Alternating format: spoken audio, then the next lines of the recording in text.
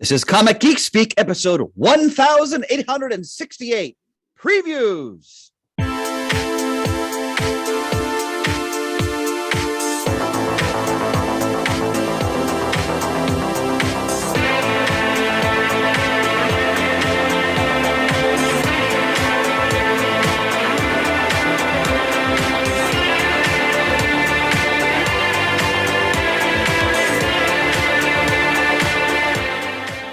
It's the 80s.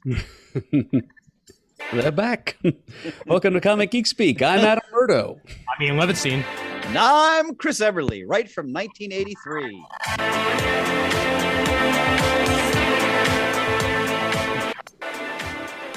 I'm going to watch Valley Girl after this. I've been in an 80s mood the past couple of boy. Why the hell not? Welcome one and all to the show. It is previews time yet again. Trying to get this out a little more timely than last month when we got it in with 2 days to spare.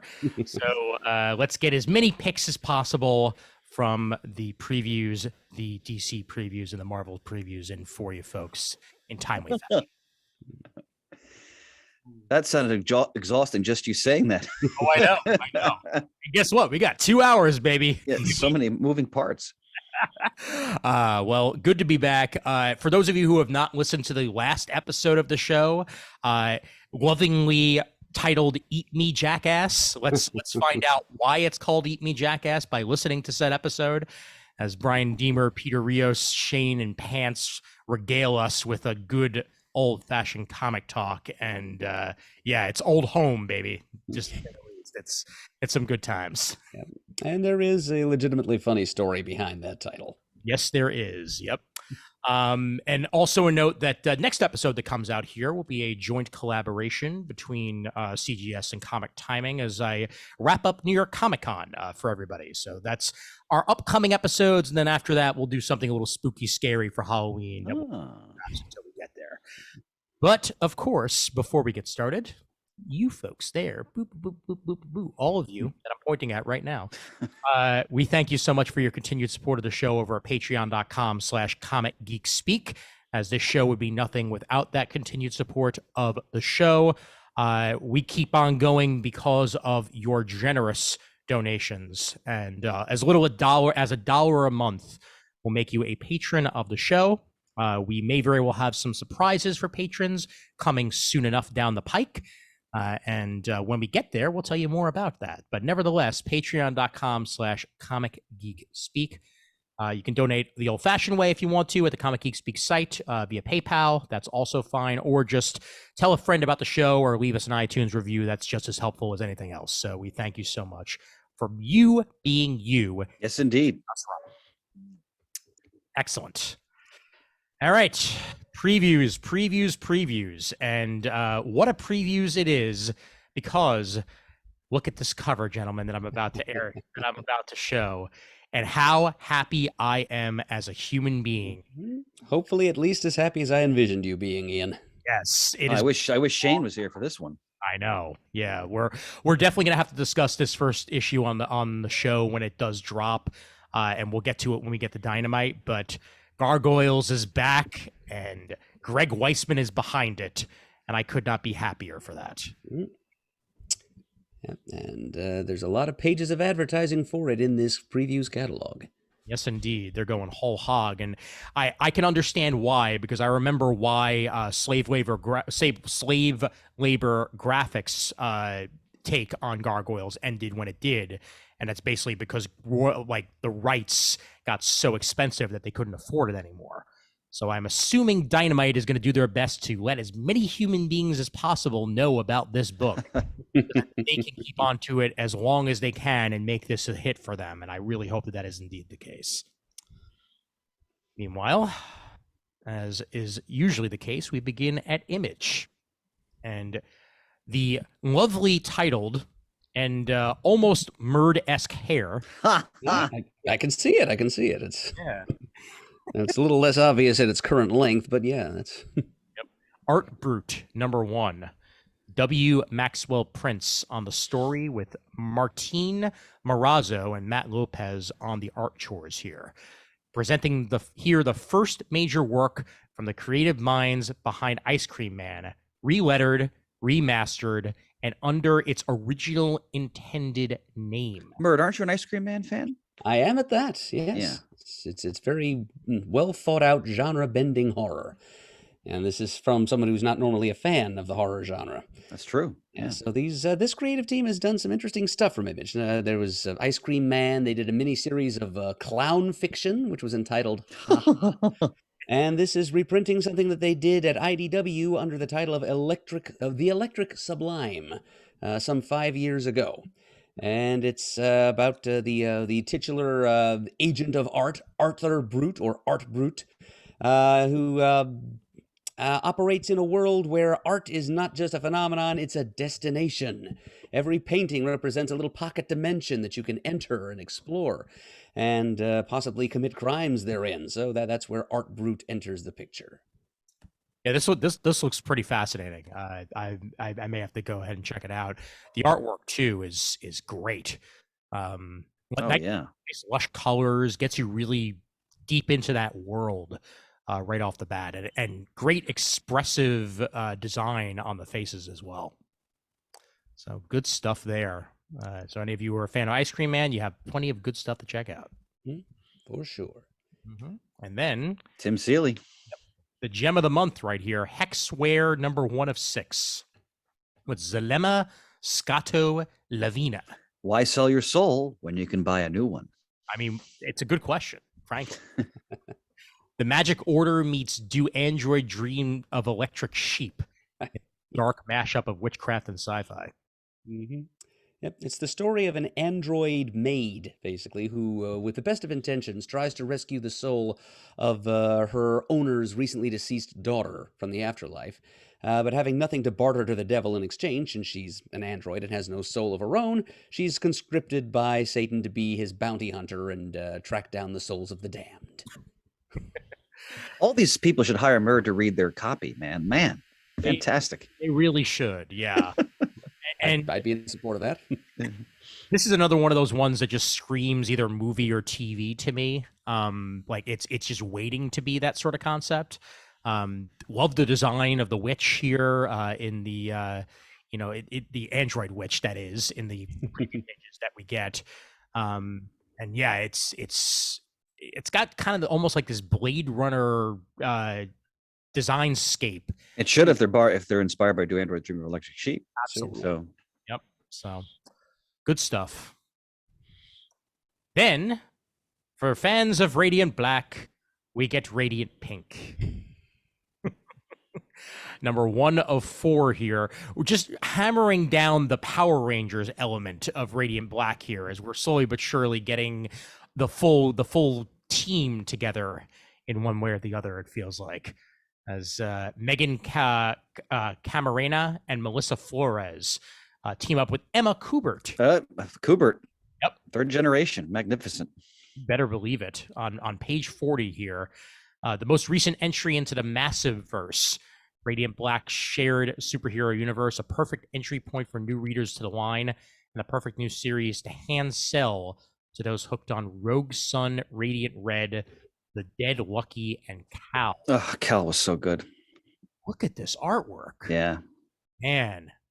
And I appreciate just how different it is than all other Kuberts that have come before. You know, it's and that's what's great is that each even if you're a part of an artist line like that, each person's going to bring their own style to the table. Yep. And this is look at John Romita and John Romita Jr., right? I mean, exactly. Couldn't be both masters, but very different styles. Yep. Especially as Romita Jr. developed. So yeah. This looks like it could easily be the Miles Morales for the Radiant line. You know, like the character that catches on as much as the original in one way or the other. Or maybe even the Spider-Gwen. Who knows? Yeah. Well, Radiant Black remains one of the most exciting superhero books out there. So I'm happy to see an entire line jumping one way or the other. All right. Go to page 44 here real quick. Alex Packnadel, All Against All. This is a mini-series premiere here with Casper Wingard. an artist that I've seen on other works before and liked what came of it. I remember Homesick Pilots coming out and being very impressed with it. This is high octane sci-fi action that's equal parts Aliens and Tarzan. It's described as set in a distant future where Earth is long gone, but a race of alien conquerors known as the Operators have preserved its most savage animals in an artificial jungle environment they barely understand. Fascinating concept. Look at that artwork.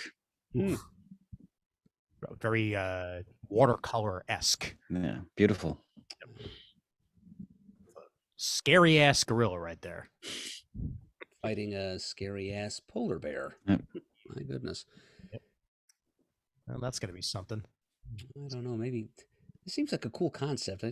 I worry that All Against All as a title is not going to give it the exposure it deserves. They're kind of burying the lead of the scary the animal fights.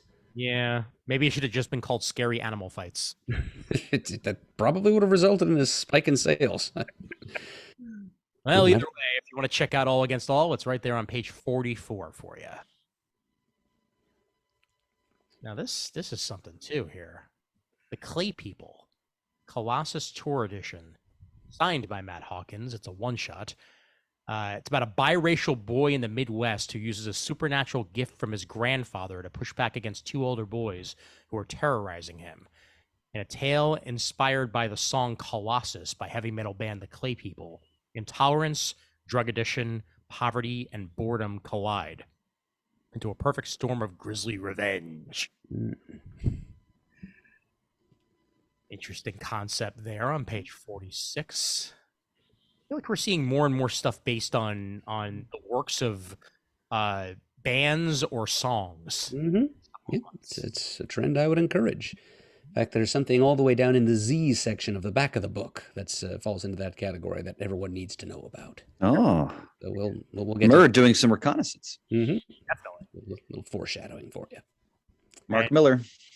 This series will be $199. Take that, Marvel and DC.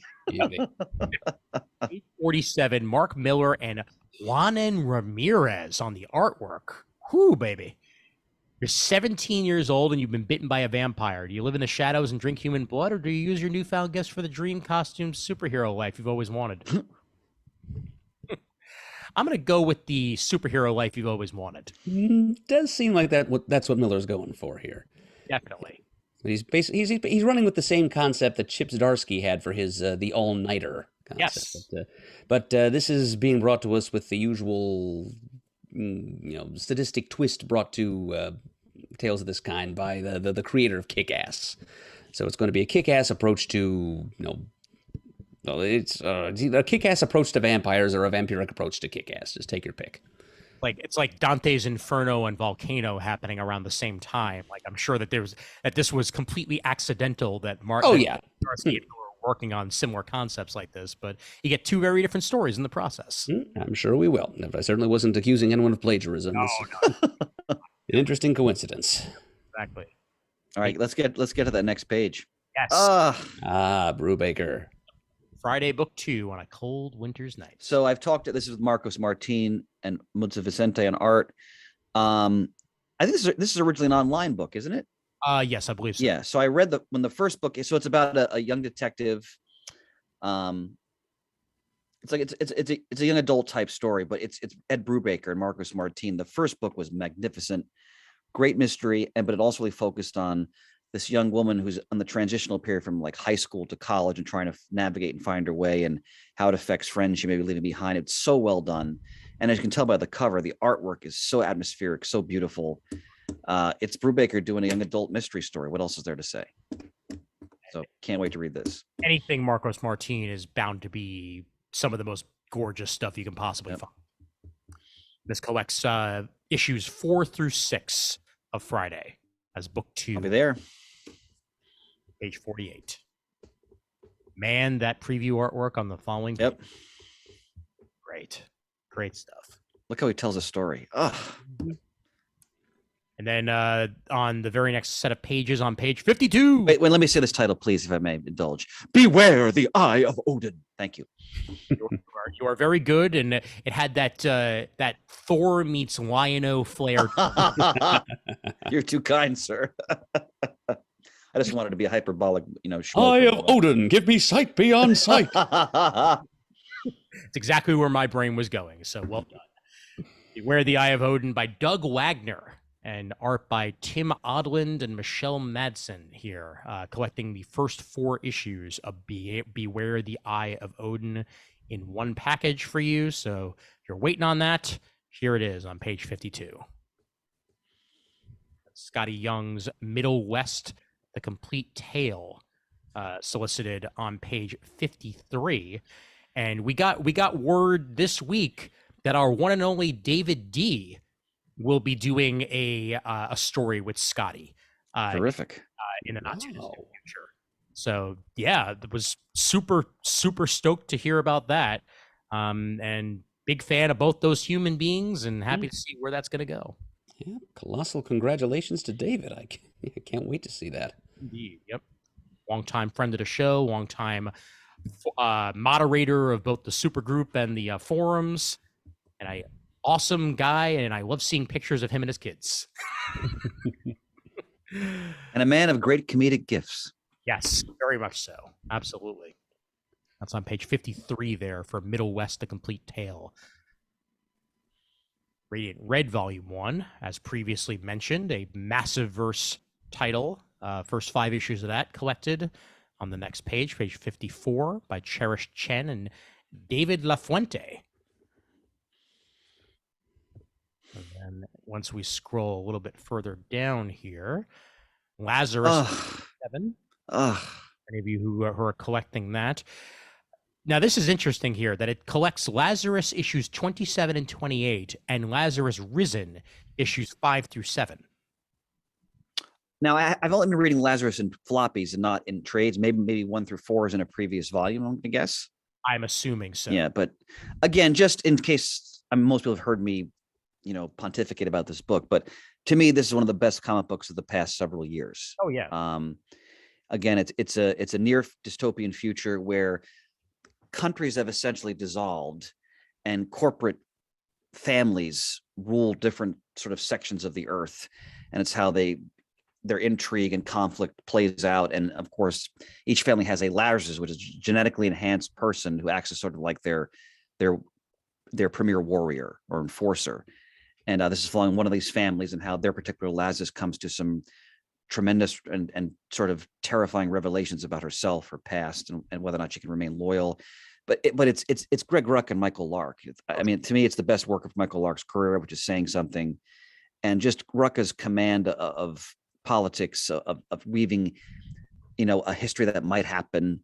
This is one of the most stunning, beautifully produced comic books out there today. And it really, I think, hits a nerve when you really get into the subject material. And Rucka always has great essays and letters pages in the back too. And now it's being released, I want to say quarterly, I believe, in like a prestige format edition, which is even more beautiful. So yeah, one of the best books. And I mean, it's Rucka and Lark too. I mean, like with a artist like Lark at your side. Yep. When you're a great creator like Rucka, that you can't get better. Yeah, it's the medium at its best. And look at this. Yep, page 57. I'll get more into it on our next comic talk, but I finally picked up the final volume of Paper Girls while I was in Boston. I got to visit Newbury. I'll get more into my trip there. Look forward to hearing that. I have this complete volume. I haven't finished reading it yet. Yep. So I'm looking forward to that. This is all 30 issues of Paper Girls in one trade paperback. So you get the full story here in one shot on page 57. I probably would be too heavy for Shane to put in his lap, but at the same time, this is a great way to read it all in one sitting. So Shane, it's at least a soft cover. It is, yes. Very true. Mere $50. Yep, I have it in 1 through 6 trade paperbacks myself. Okay, and scrolling down into the floppies here.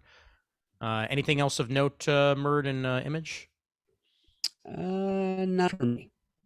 Okay, then I'm just going to look for one specific thing that I'm pretty sure is back this month. Ugh. As I get further along here and see whether or not I'm right, and I'm not, so clearly it's coming back next month. God, you were like, Yeah. what a tease you are, honey. Oh, Well, you know what? Wait, this is October, so I'm sorry. You're right. It is one more month. okay. Next God, month it'll be there because I'm gonna have to take a cold shower now. My God, man, come on. Anybody talking about the tease that I'm wondering about the tease that I'm discussing? Yes, I was mentioning Saga. Not which month we previews this was going for here, but yes, that comes back in January, so next month. And let's mention it by name, and Chris started salivating like a I sure did. dog. Wait, Image Comic that's been gone for a little bit. What? It could have been Lazarus too, but we already went through the L's. So, but note by the way, it's the last issue of Stillwater. That's true. Yes. Which is the magnificent Zdarsky Ramon K. Perez. This is a great series, and I love that it has an ending. For those who want to get into the trades, it's a town where no one can die, Mm-hmm. and then it just explores the ramifications of living in that community, whether you want to or not. And a man enters the town who has a connection to it, and he returns, and chaos ensues. But it's Chip Zdarsky, who right now as a writer, I mean, man, he's at the peak of his powers. So this is a great series. You may want to wait for the trade because I'm sure they'll do it in one volume, I would imagine. AJ won for that one. Yeah. I would also be remiss not to mention this for anybody not watching the YouTube version and can't actually see the page here. They do note on this particular page and other pages, yeah, look at that. Yeah. Due to the global supply chain crisis, many of the release dates on forthcoming launches and collected editions are subject to change.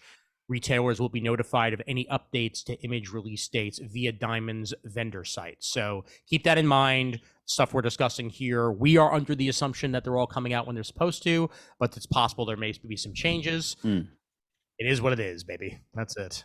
So hopefully that will not be the case. All right. And then from there onward to Boom. Still getting used to that. Know Your Station, #1 on page 88. Sarah Gailey on the writing chores with Liana Congas on the illustrations. Death is the great leveler, even for the 1%. A new original series for fans of The Niche House on the Lake and Alien. Getting Alien mentioned a lot in these previews so far. But the wealthiest people in the solar system abandon the Earth for a private sanctuary in space, leaving the rest of us to die amidst cataclysmic climate change, like you do. But the 1% won't be safe for long. A murderer is on the loose, specifically targeting the super rich. Sudalise, an employee of the billionaire space station, is wrapped up in a deadly investigation, with each issue featuring a new, diabolically different kill. How do you think it'd work out if Musk, Zuckerberg, and Bezos were all on a space station together? I think that they would all kill each other, frankly. More than likely. I don't know how that's going to work out out there. I'm surprised that they didn't actually go sunrise with the comparison here, as that's immediately where I went. I don't know if either of you have seen the movie Sunrise before. I have not. It's a really trippy alien-esque situation where everybody is trying to basically restart the sun. Isn't Chris Evans in that film? Yes. I've heard it's very good. I haven't seen it yet. It is quite good. Okay, watch that. It's also very bleak. Well, isn't that done by is that a Danny Boyle film? I think it might be. Okay.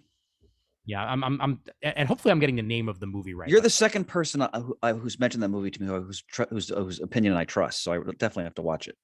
Sunshine. I'm sorry. Sunshine. Okay. Yep, that's it. Yeah. And is it Boyle? Yes, it is indeed. Okay. All right. Yep, All the more reason to see it. Came out back in 2007. Also Michelle Yeoh and Cillian Murphy in it. Wow. Okay. Great cast. Yep.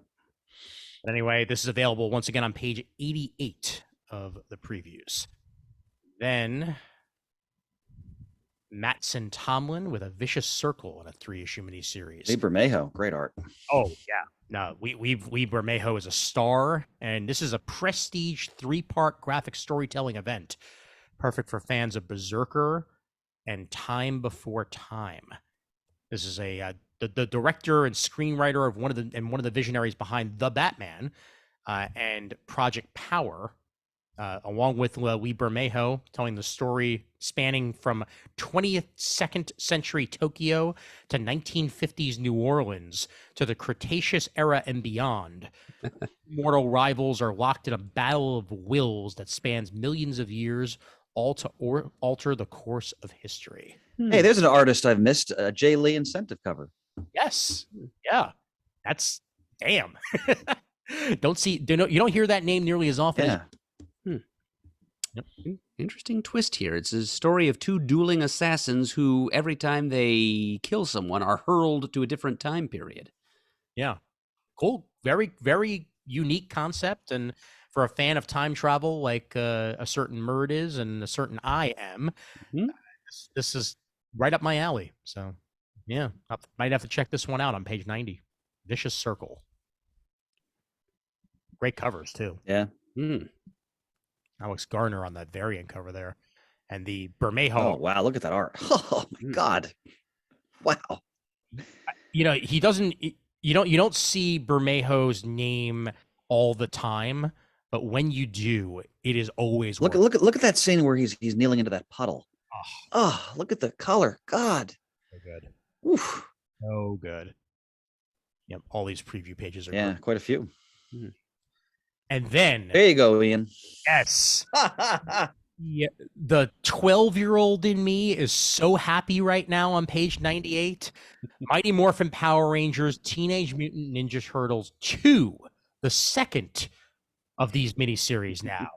Number 1 of 5, Ryan Parrott on the Dan Mora. Dan Mora on artwork. Whew, baby. Man, that's a great team up right there. Dan Mora is one of the best artists in comics right now. Yep.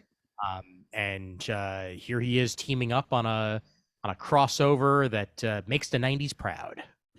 98. Freddie Williams on the variant cover there, and that is stunning work by Freddie as well. Good old Shredder. Always.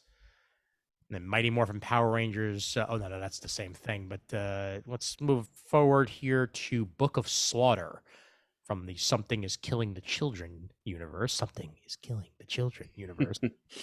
James Tiny in the Fourth and Weather del Edera. That's a fun name to say. Werther. Yeah. Damn it. I want Weather. Werther del Edera. Thank you.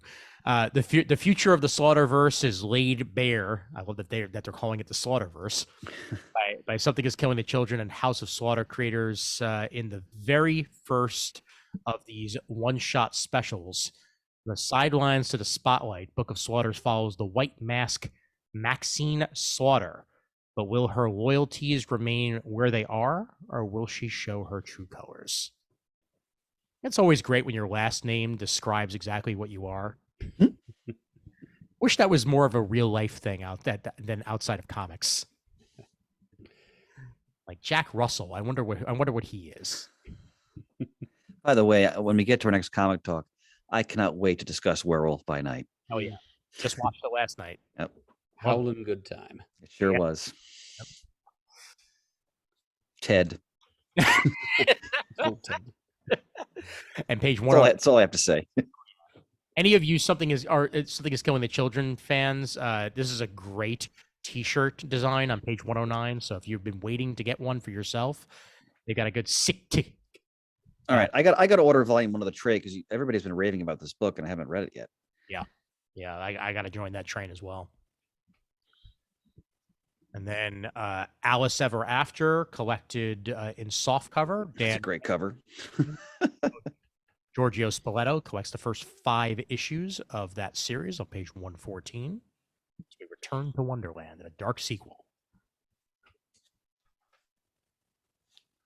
I think that's about it for Boom for me.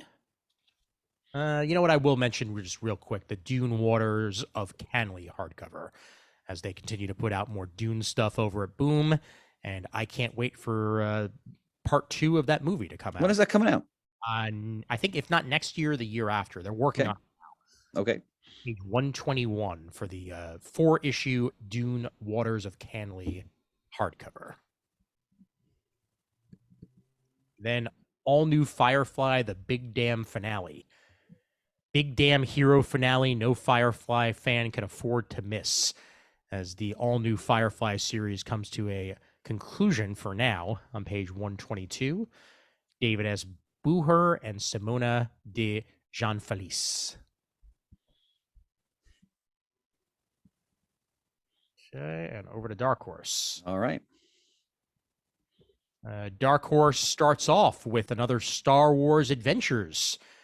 George Mann and Eduardo Mello give us Star Wars The Nameless Terror, issue 1 of 4 here. As even in the shining light of the High Republic, there are shadows lurking in the galaxy. Gem of the month here on page 128, as Dark Horse once again returns to the world of Star Wars for some more. Happy to see them doing that in any way. Absolutely. Yep. Dark Horse has had a wonderful history with their Star Wars publications. Oh, absolutely. And page 132, any of you who are fans of either the Witcher TV series or the Witcher games, we get a Witcher, The Ballad of Two Wolves 4-issue miniseries out from Dark Horse. All new story inspired by a classic fable or even two. It certainly looks like we have a Red Riding Hood in there in one form or another, and perhaps a wolf. And what else will they give us with the Piglet sisters? Gee, page 132 for that. Great artwork on the following page there. Oh, wow.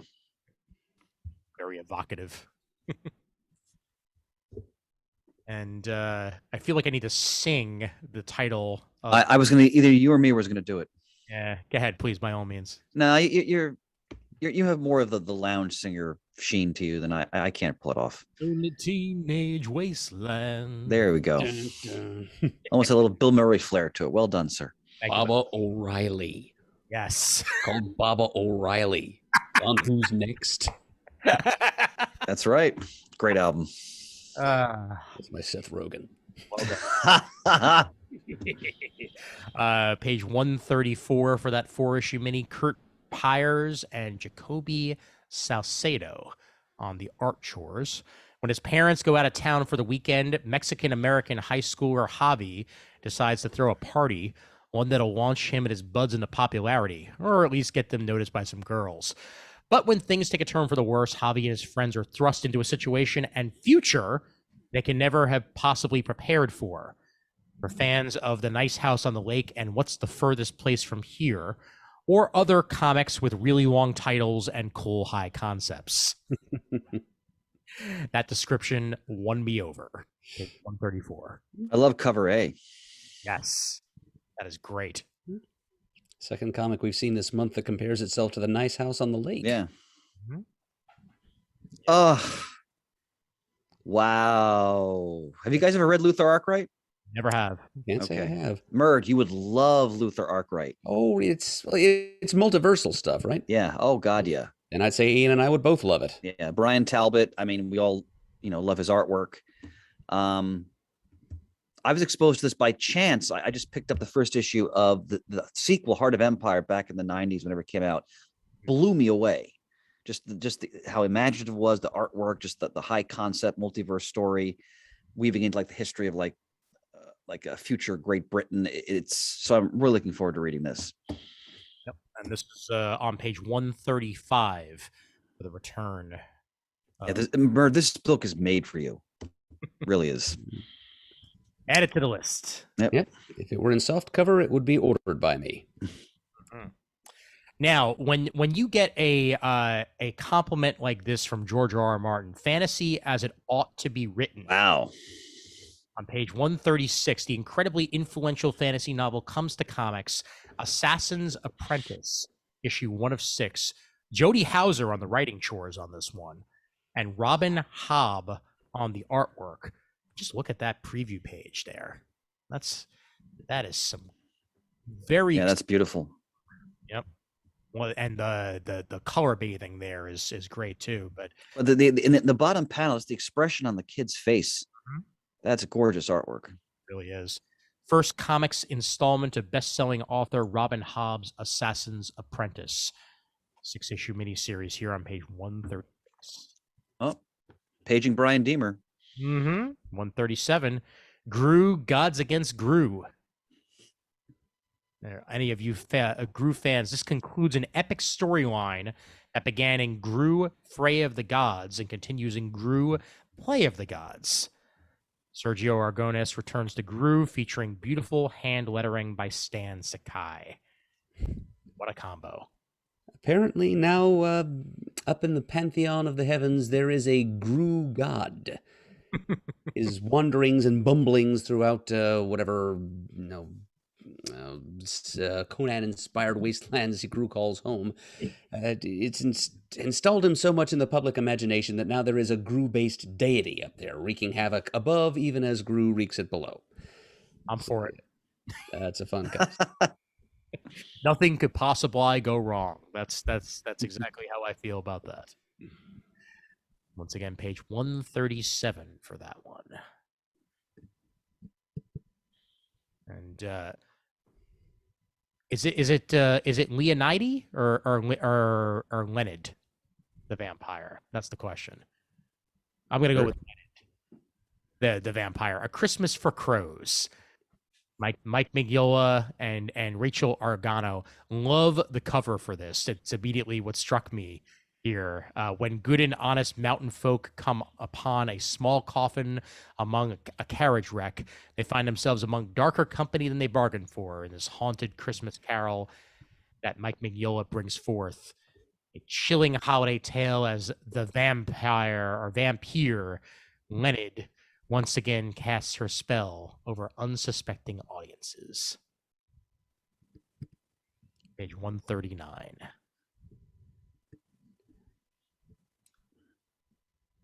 And Scott Snyder's Night of the Ghoul wraps up on page 142, issue 3. Francavilla. Snyder and Francavilla. What a team right there. And Kevin Smith's second issue of Quick Stops comes out with a very familiar cover that will get Peter Reed. Yep, it'll get him right where he lives. Page 144 for that one. I think that is about it for me and Dark Horse. Anything else from you, Murd? No, I think that'll do it for me as well. Okay, terrific. In that case, let's head over. I'm just going to scroll myself down to get myself in the right spot for Dynamite. And here we are. And I will switch over to DC. Look at that efficiency. Yep. The event of the decade is here. I mean, sure. Haven't they interacted before? They have. I thought so. Okay. I mean, Yep, I seem to remember a one shot way back when of the two of them. Yeah. Last previews, they solicited the Batman Spawn stuff from previous. Okay. Gotcha. And now we return with Todd McFarlane and art by Greg Capullo returning home to Spawn for the first time in a while. Page 1 here. This is bound to be enjoyable. It's a prestige one shot, 48 pages for $7. So obviously it'll be discounted wherever. No, not bad at all. Counts. Two dark heroes cursed by tragedy find their paths again crossing, but not by choice. How else would you want it? Batman Spawn. There we are. 90s, baby, 90s. Preview artwork looks great. I mean, but of course it does. It's Capullo. Look at God. Look at those pencils, and the inked underneath it on page 4. Man, something else right there. Meanwhile, Batman One Bad Day Catwoman on page 6. G. Will Wilson with art by the one and only Jamie McKelvey. Jamie McKelvey is drawing Catwoman. This is not a drill. Like Flynn. Yeah, I want a hardcover bound edition of all the One Bad Day stuff that will gladly go on my shelf, because the creators they've been putting together for this stuff is unrivaled. That's almost inevitable, my friend. Yeah. I'm in the midst of reading Tom King's Riddler one. Holy mackerel! Oof. And man, look at the way Look at this art. The draftsmanship. Yeah, Stunning. Selena's. I mean, she's looked just as good, but damn, this is perfect. Yeah. Absolutely perfect. On page 8, is that Batman wearing Dr. Fate's helm? it sure is. With little bat ears on it, apparently. Mark Waid, thank you. That's all I have to say about that. Thank you, and Mahmoud Asrar, thank you as well. Page 8 for issue 4, Batman versus Robin. And Catwoman reaches issue 50. Tini Howard and Nico Leone on page 9, celebrating another milestone for Catwoman. And the final chapter of Failsafe on page 10, as Zdarsky and Jimenez finish their first arc here. Yeah, and the first few issues of that have just been, they just went off with a bang, man. Just everything you'd expect and more. I'm gonna read them all in one shot at the Yeah, side. it's Once superb. we get to 130, I'll catch up and I'll read as much as I can. Mr. Freeze and Detective Comics 1067. Murd, you gotta love that holiday card variant cover. That's true. Oh, yeah. Missed that on my first read through. Your present is a tumbler. That's what it Does it come in black? Yeah, it does. Page 11 for that one. And let's scroll down. Issue 2 of the Riddler Year 1 on page 13. Looking forward to the first issue of that to check it out. And God, look at that cover for our World's Finest number 10. Jeez Louise, man. nothing beats Dan Mora right now. Holy mackerel. Look, we got a golden age Speedy, it looks like there, Murd. Am I correct in saying that? Yeah. Or it's a Speedy anyway. Speedy, or a new Teen Titan Speedy. It looks great. Or more like old Teen Titans. Yeah, you're right. Yeah. How he dressed when he was actually a kid.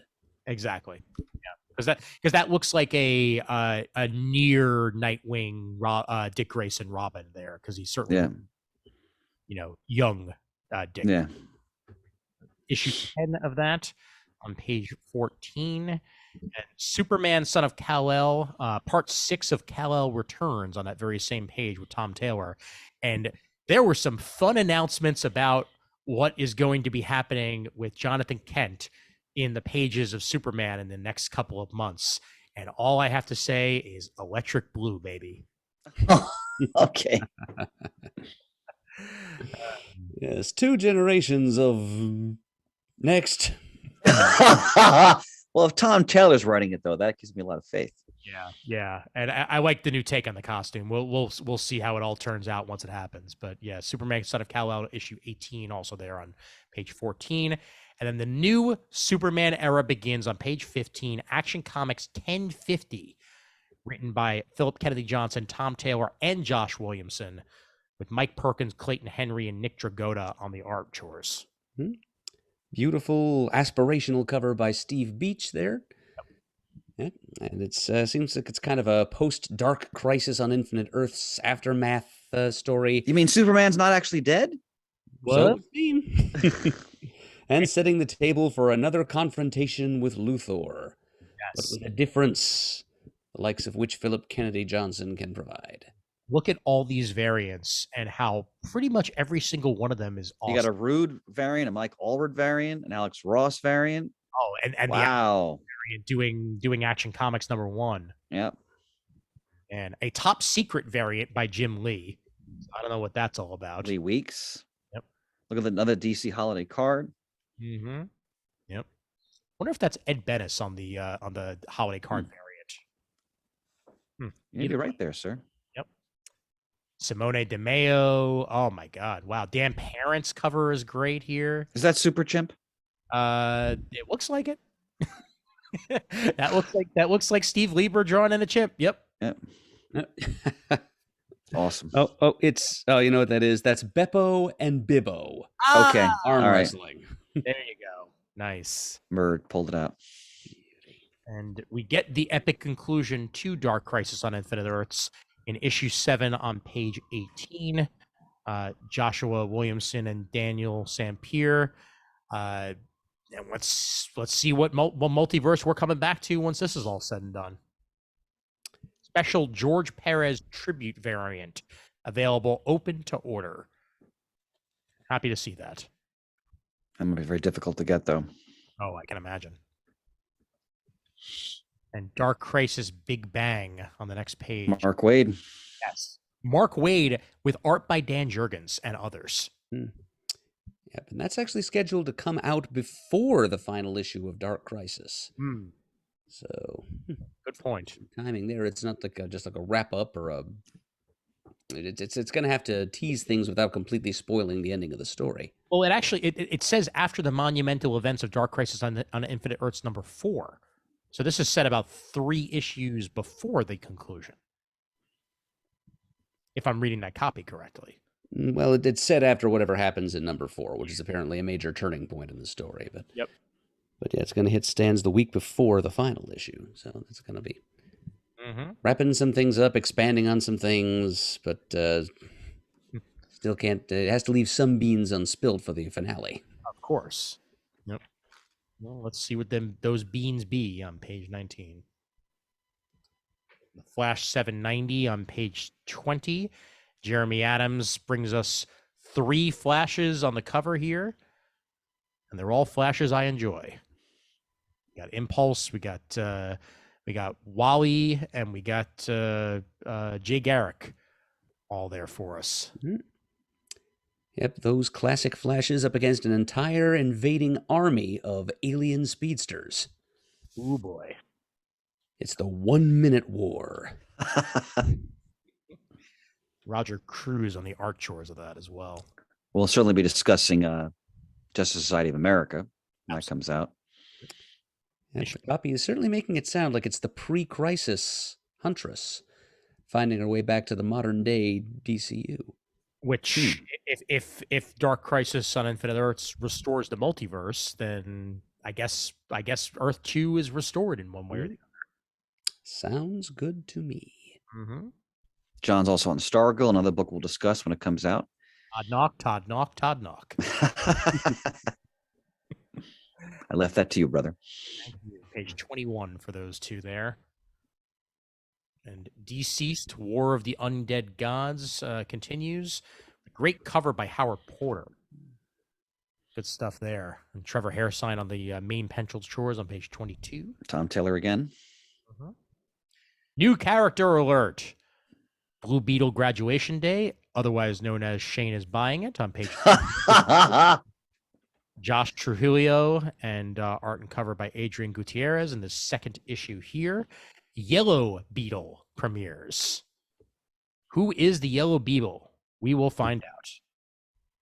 How are they connected to the Reach message that bombarded Jaime's Scarab? Questions will be answered on page 24. Page 26.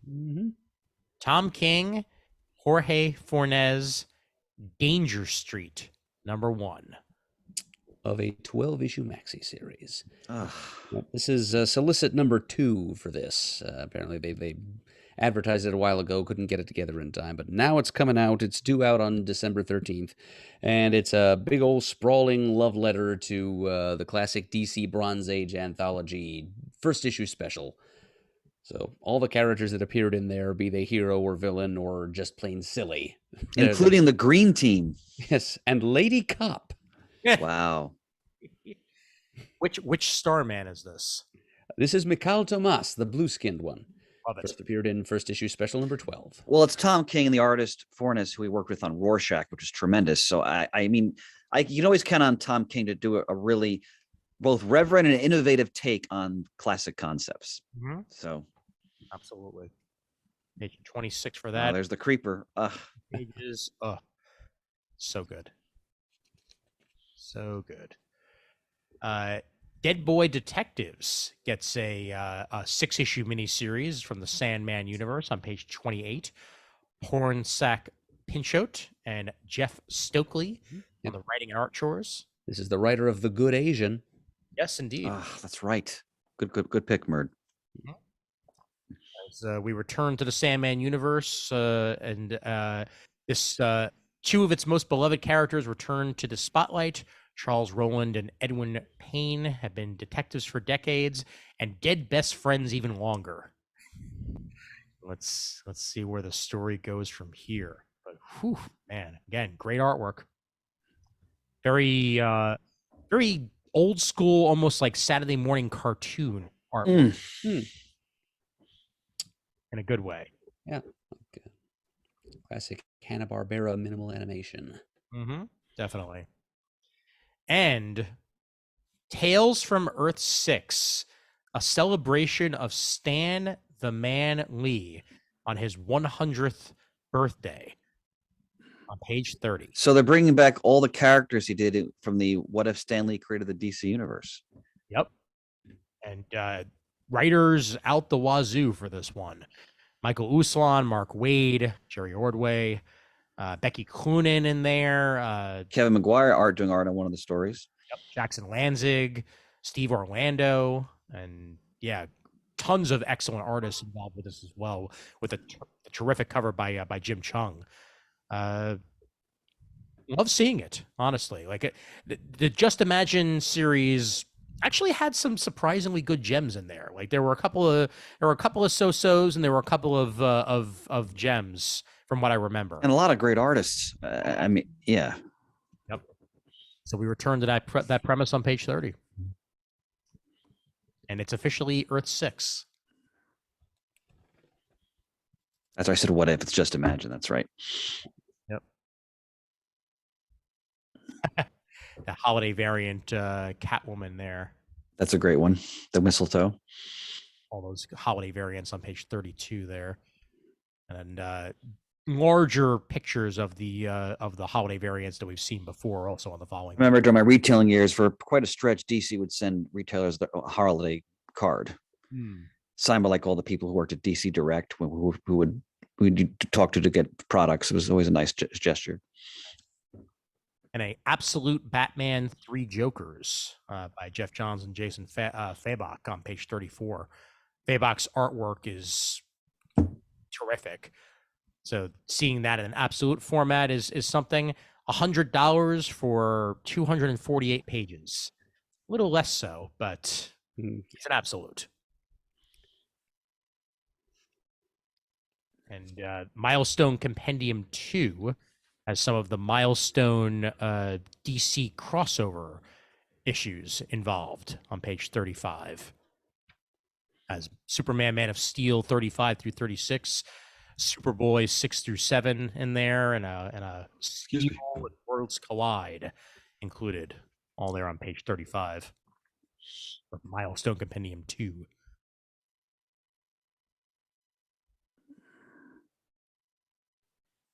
Batman Beyond Neo Year by Jackson Lanzig and Max Dunbar, collected in one edition on page 37. I know Shane was excited for that. Yes, indeed. Always love a good Batman Beyond story. Page 38, Aquaman, 80 Years of the King of the Seven Seas. Wait a minute, Levy Poo. Let's show some proper respect. Aquaman! Thank you.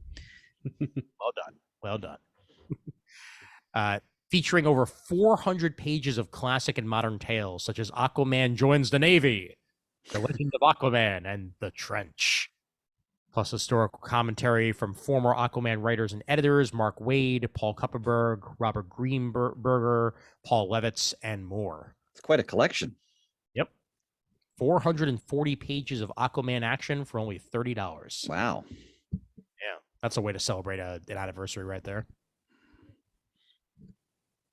And on page 39, we get Monkey Prince Volume 1, Enter the Monkey.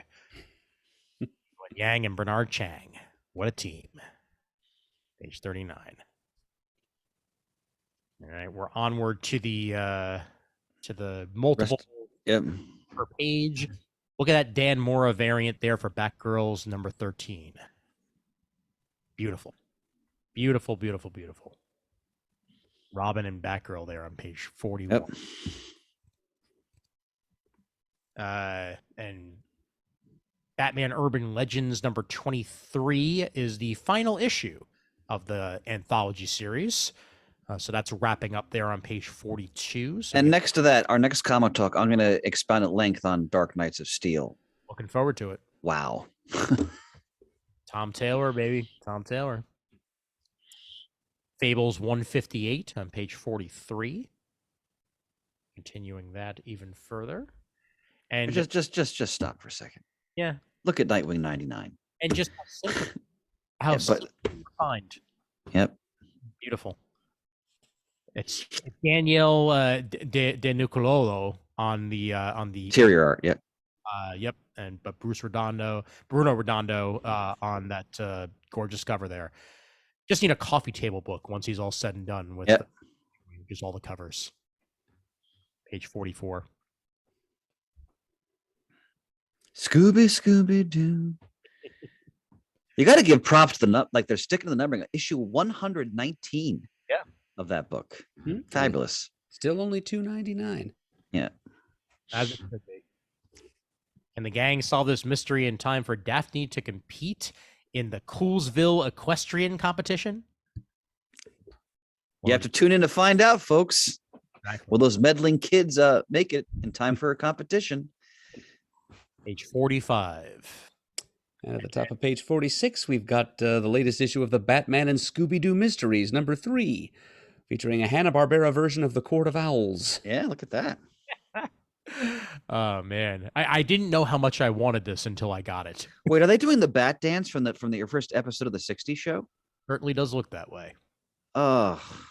They are, right? The Batusi. Holy, yeah, that says it in the copy. They're doing the Batusi. Yep. Amazing. And they mentioned another issue of the Flash earlier on, but this is the Flash 789 here. That's being solicited on page 46, and it's the Rogues. It's Wally versus the Rogues. Mm-hmm. Like, yes, please. and then, it's a whole nother level. Human Target, number 10, featuring Gnort. God, it's about damn time. If you're gonna have all of that Justice League together, you gotta have Gnort eventually. JLI needs its Gnort. Tim Drake, Robin number 4 on page 47, and right underneath that, Wonder Woman number 794. And I guess she's gone missing because that is a great note. All right. Says here the villain of that arc of Wonder Woman is the Evil International Milk Company. So, okay, sure. And back over to the main previews, and Rise Again, page 166.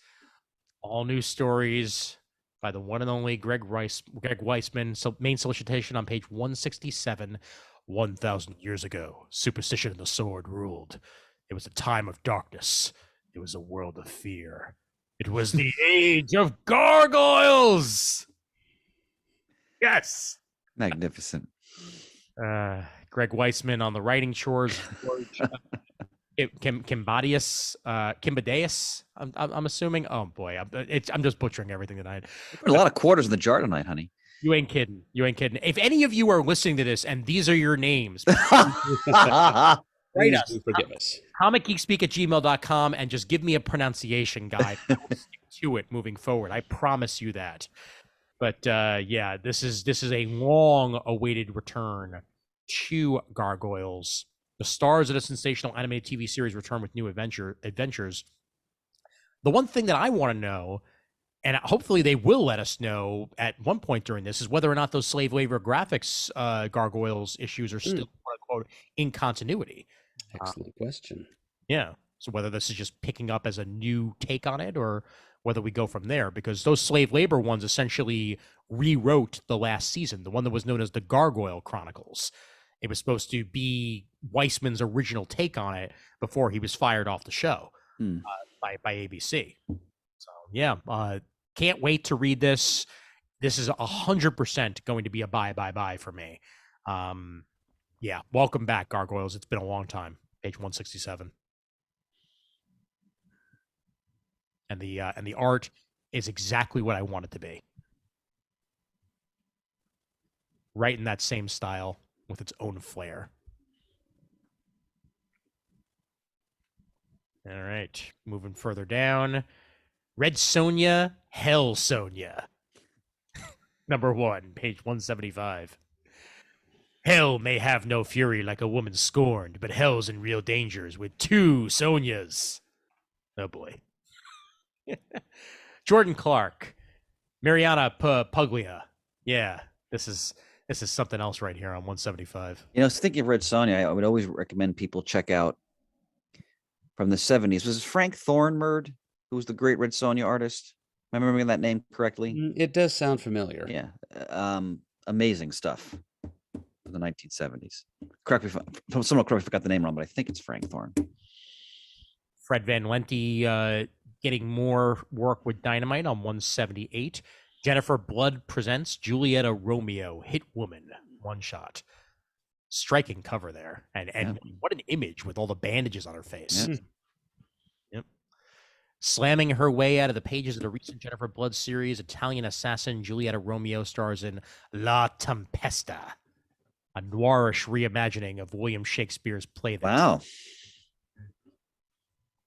That has me interested, actually. 178.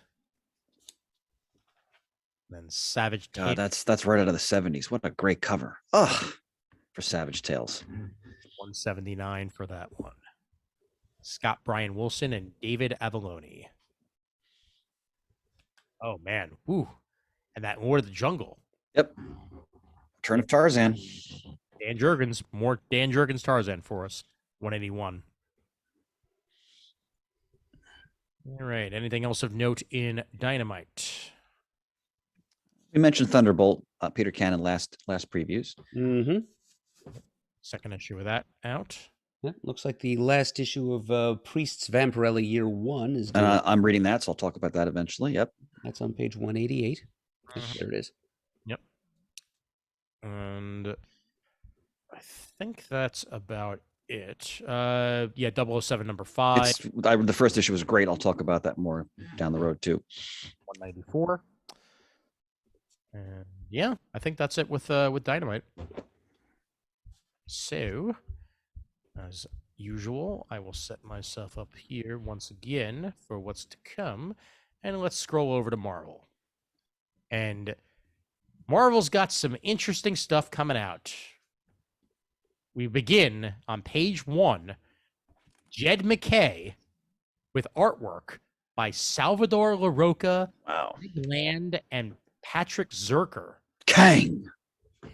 Man, timeless, number 1. Shocking look at the Marvel Universe to come in 2023. The last battle of Kang the Conqueror. Yeah, I can't wait to check this one out. Kang is a villain who I'm sure many of our listeners have read Avengers Forever, the classic Busiek Pacheco. Well, I mean, I'm known for Ian, it's one of the greatest Avengers stories of all time.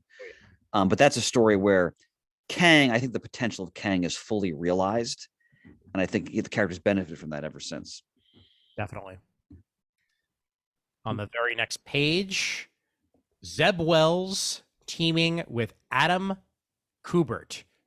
Dark Web number 1 with a wraparound variant cover by Ryan Stegman that is absolutely gorgeous. Yep. As the 2 scorned clones gather together, Ben Riley and Madeline Pryor. Oh, poor Maddie Pryor. And Inferno has essentially been reignited. Very, very ill-served character. Yeah. On page 2.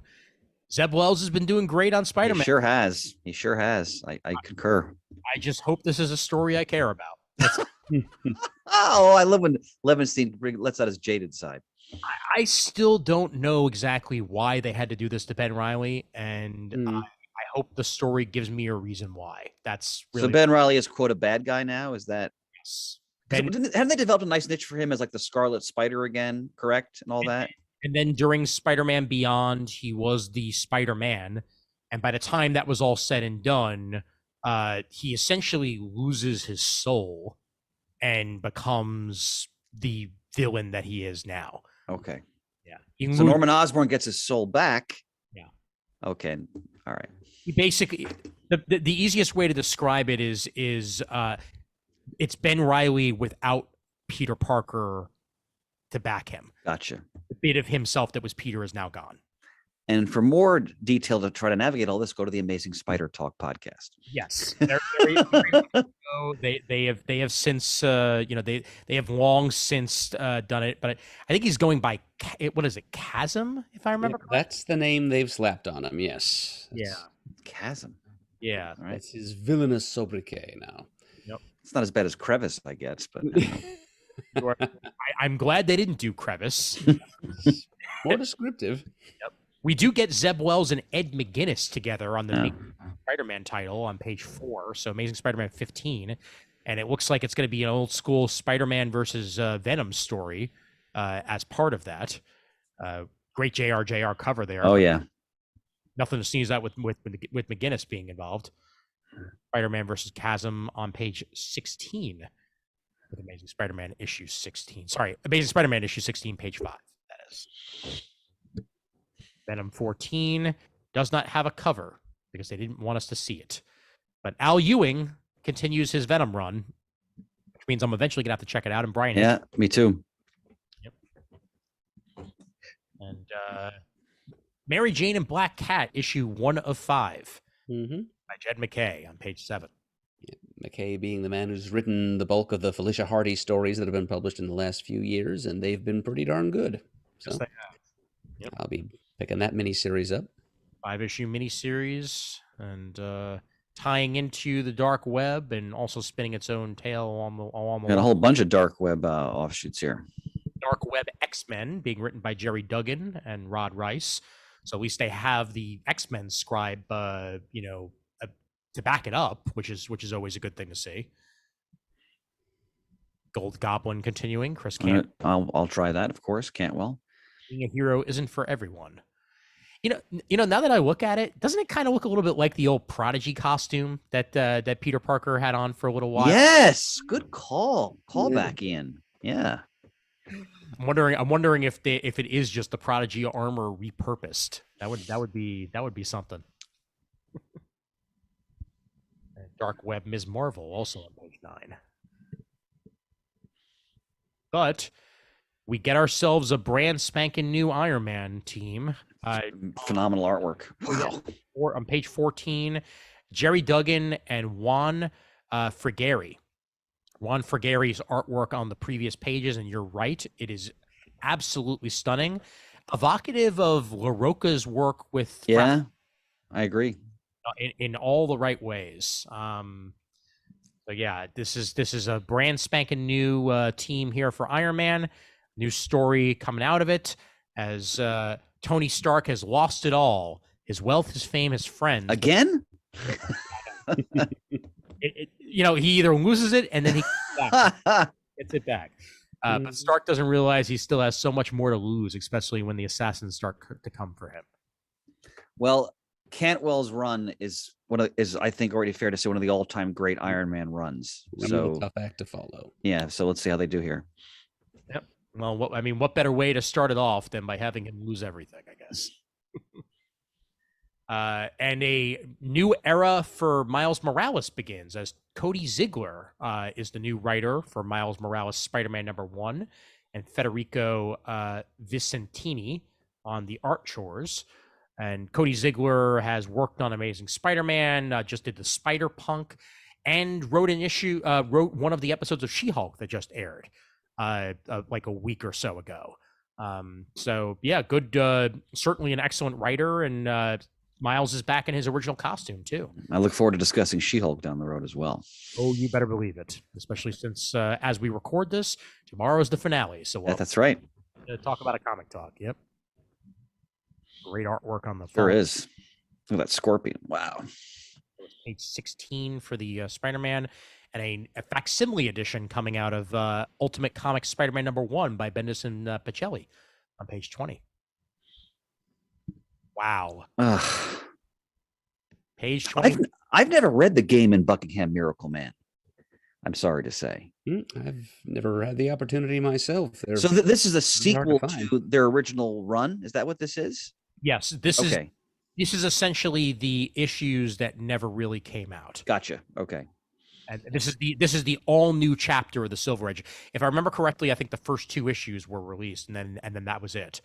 So this is now a brand spanking new chapter Gotcha. for everybody to check out. Page 21. Doom. Doom indeed. Avengers Assemble Part 2, The Battle of a Million BC. I love how Doom is holding Captain America just kind of contemptuously by his chin.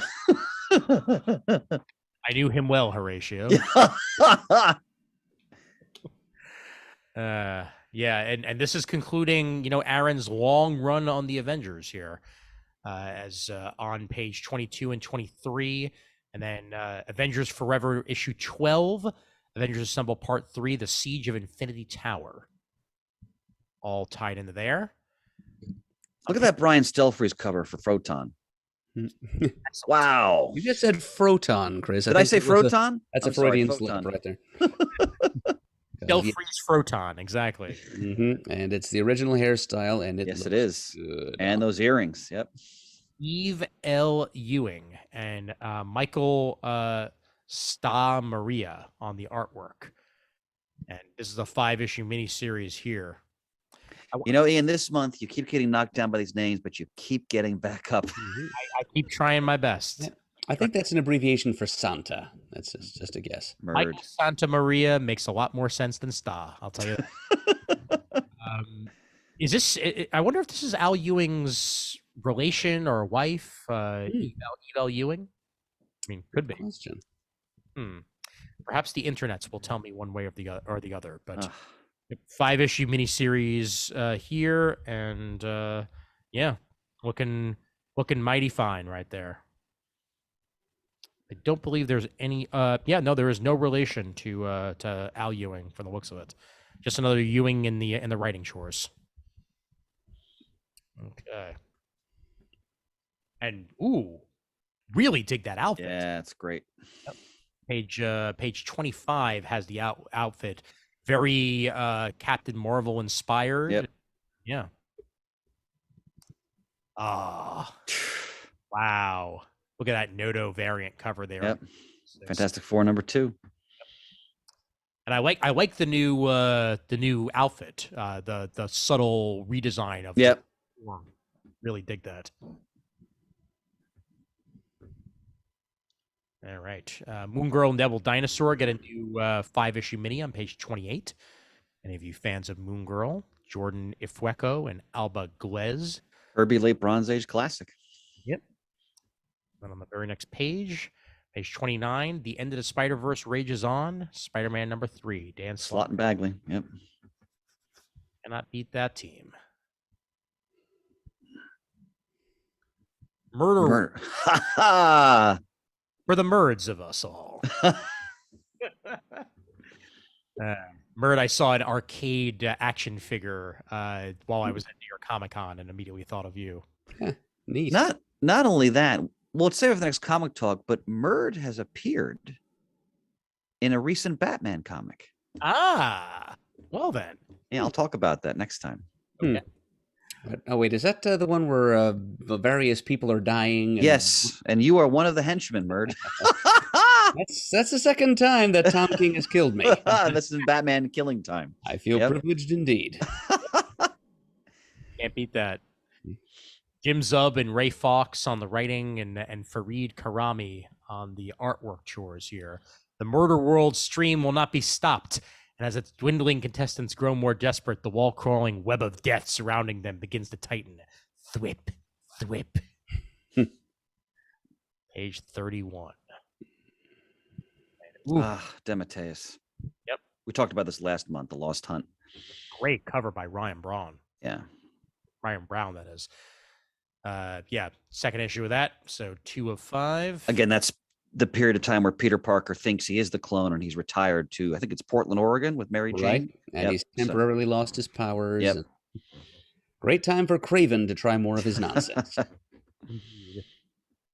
And Doc Ock versus Deadpool. 34. 8 arms to kill you. Oh, what can go wrong? Come on. Deadpool has less than 24 hours to kill Dr. Octopus if he wants into the most elite assassin alliance in the world. Can Doc Ock block a cocked Glock? Wow. I feel good someone was paid to come up with that sentence. I want to pin a golden palm on whoever wrote that solicitation copy. I honestly feel good that even if I've screwed up every single name in the preview, I still managed to say that right. So page 34 for that. And the take on the Yep. cover there on The classic Hulk Wolverine cover. Yep. page 35. Yep. Oh man, There's your Extreme X-Men, Ian. I still can't. And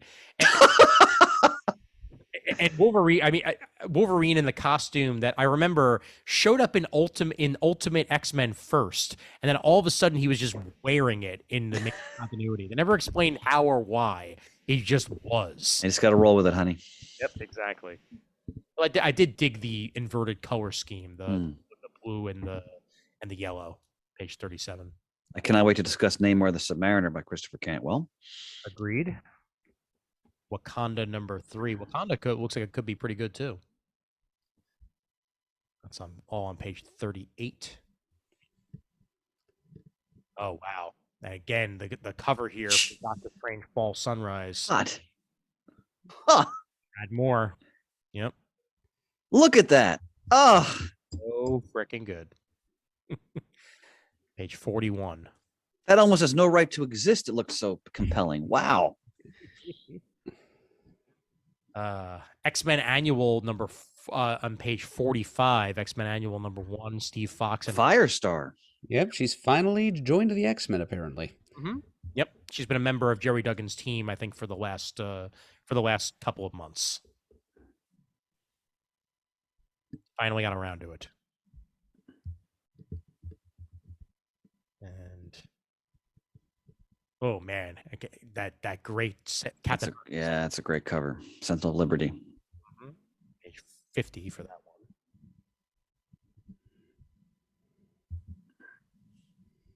Got Black Panther issue 12 of John Ridley's run on the character, page 53.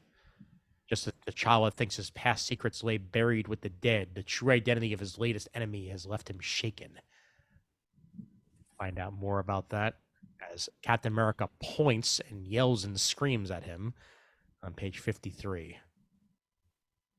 Nobody renders pointing and screaming better than Alex Ross.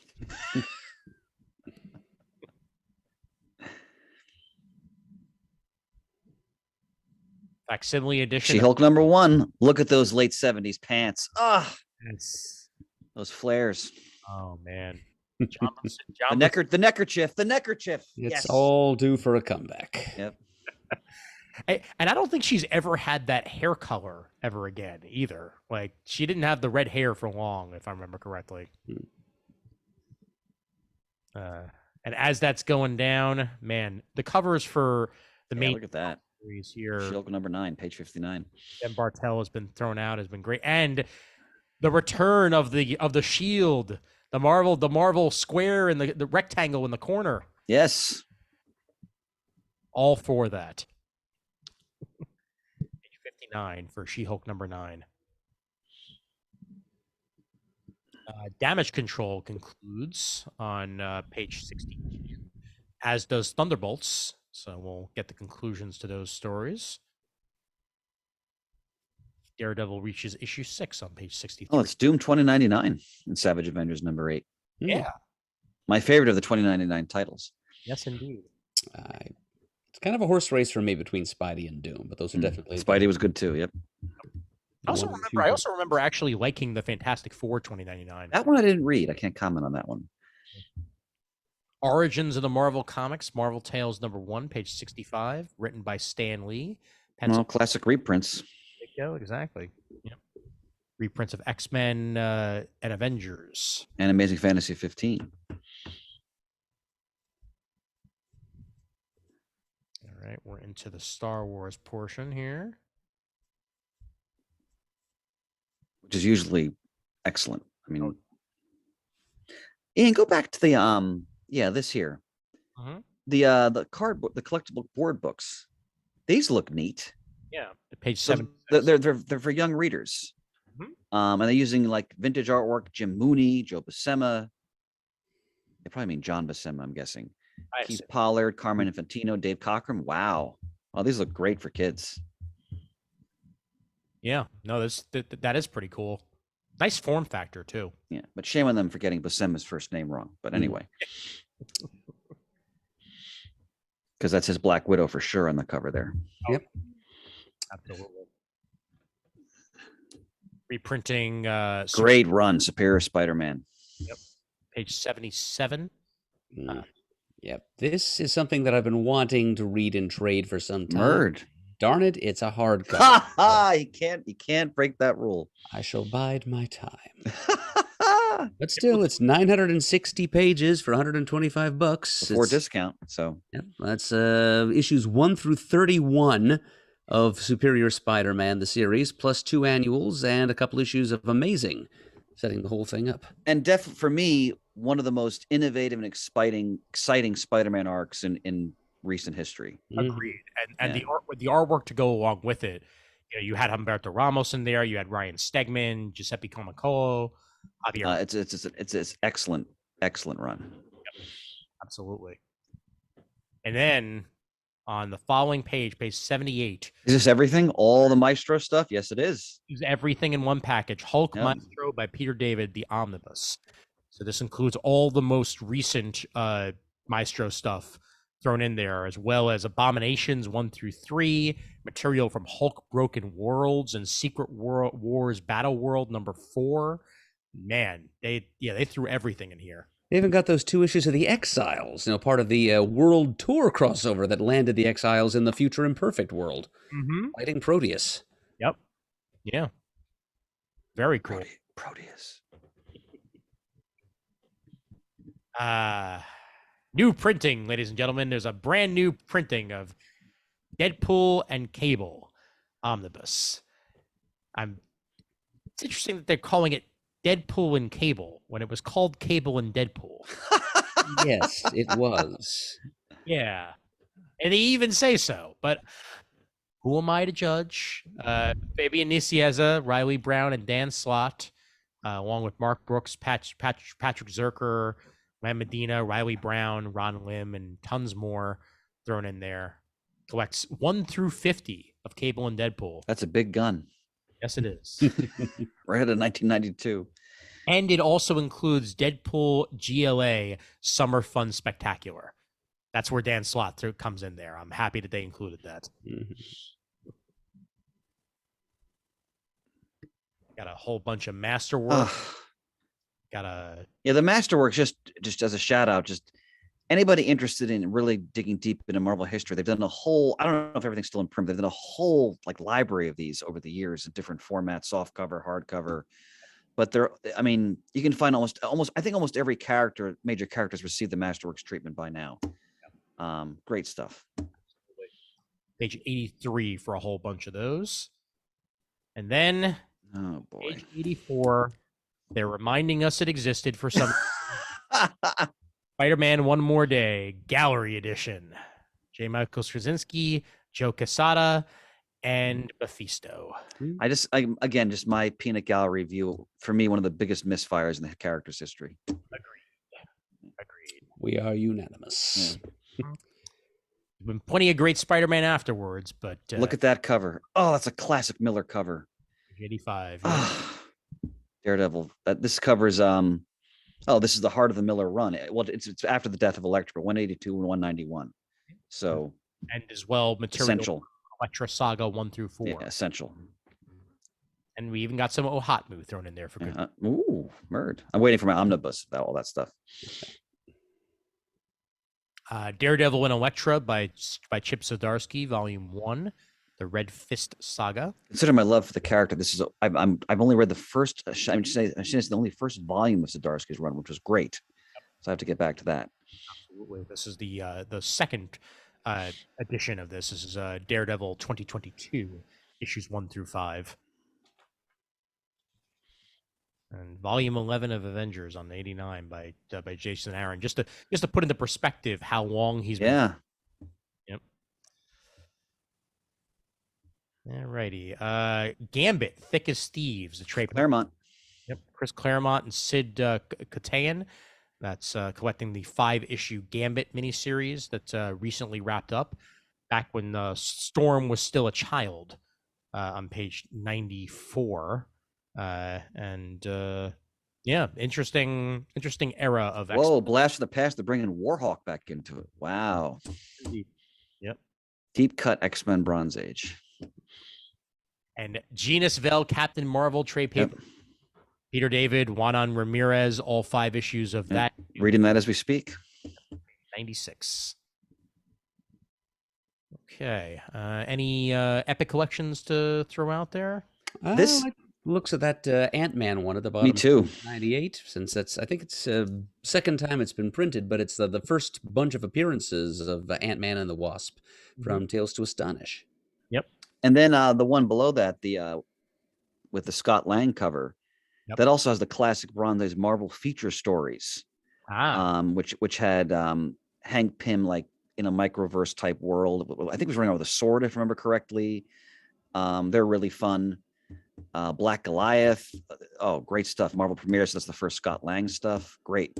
Excellent. Yep. That's all page 99. And then paging Matt, Acts of Vengeance.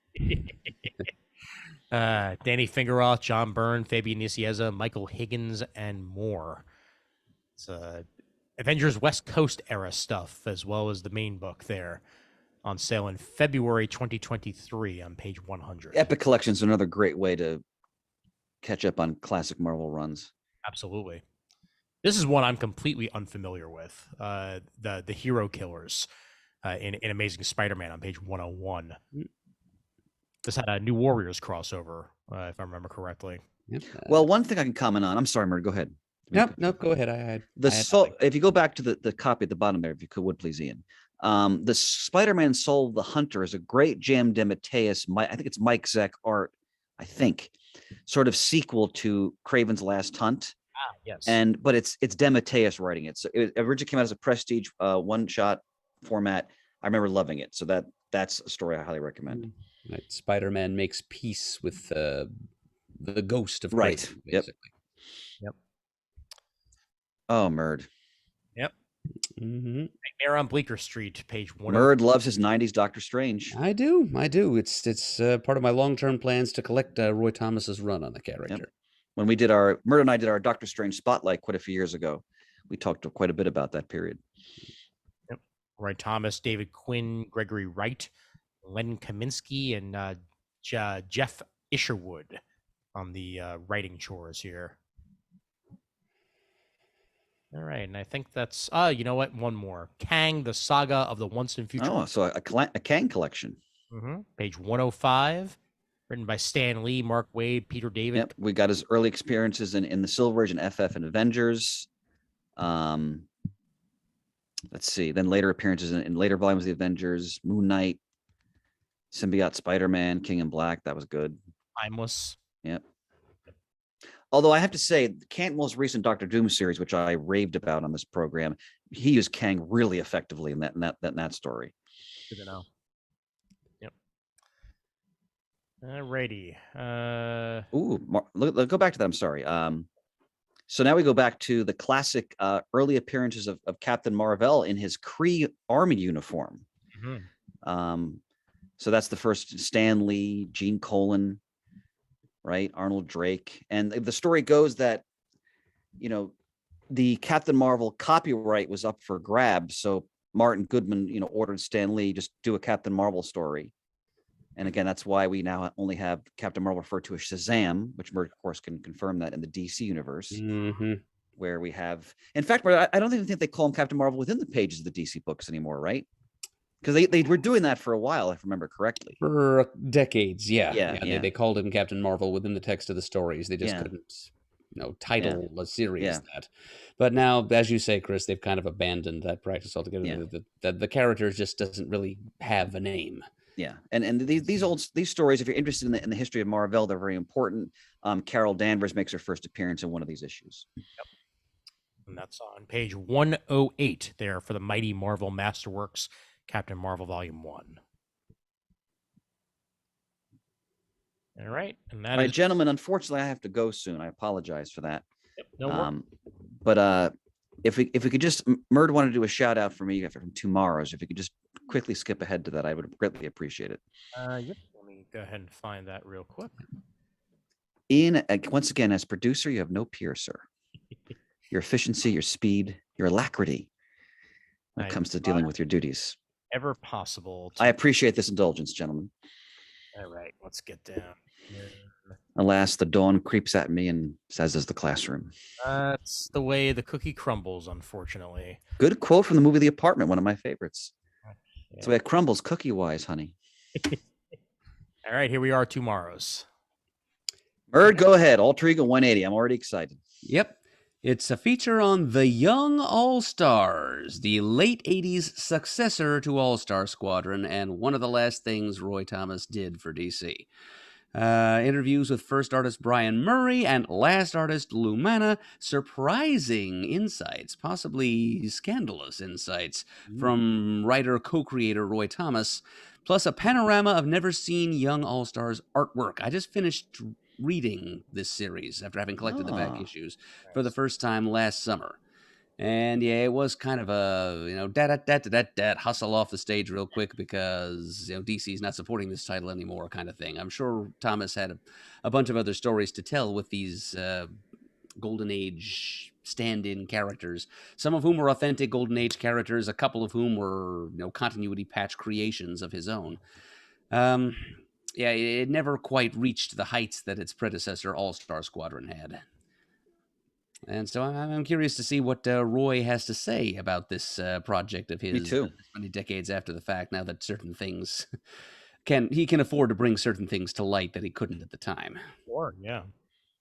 So, yep, that's going in my cart. Excellent. All right, fellas, I apologize. All good. I give you my salute, gentlemen. As always, this was a real tonic for the spirit. Via Con Rio Sizzle. Brothers, I look forward to meeting you all again next week. Sounds good. Good night, gentlemen. Take Until care. then, Chris, good night. Good night. All right, let me get back up here to where we left off. Not that far from it now, actually. There we go, yes. Aftershock was going to be the next thing covered. Indeed. And let's see if anything catches our fancy in said Aftershock. Well, they're leading with the third in a series of miniseries entitled Maniac of New York. This one they're calling Don't Call It a Comeback. We have a subtitle written by Elliot Callan and art by Andrea Muti. And it's another series of adventures with the mute mass murderer Maniac Harry and the intrepid New York police detectives that are trying to track him down. There's a new Maniac, but not the one you're expecting. I'm expecting nothing, so they're absolutely right. Exactly. Yep. Page 212 for that one. It looks like this Maniac might be a female, if that teaser art is any indication. Maybe that's not what we're expecting. I don't know. We'll have to see one way or the other. What I do know is that page 214, some sultry artwork there by Andrea Fratello, as Ray Fawkes gives us All Night in Every Day. It's a prestige format one-shot of it's time to party while celebrating it is the last thing grief-stricken introvert Michaela wants to do. Her friends drag her out for the night and end up trapping her in a hellish curse, a party that never ends with no way to escape, not even by dying. I'll just bet you that Ray Fawkes had the idea for this series while he was stuck at a party. More than likely. I would guarantee it. And did somebody say Groundhog Day type story? Because I'm in. That's absolutely my bag. Page 214 there. And everything else is mid storyline in Aftershock. Dogs of London, the trade paperback, collects issues 1 through 5 of Peter Milligan's new tale on page 222. We're mentioning issue 1 back a little while ago, and now here's the trade of all 5. It's a retro 60s crime story. Violence, love, revenge, and sleeping dogs who refuse to roll over and play dead. Bunny Mask, The Hollow Inside, Paul Tobin's continuation there, issue 1 through 4, as well as the 2021 Free Comic Book Day issue, all collected in page 223. And over we go to Titan.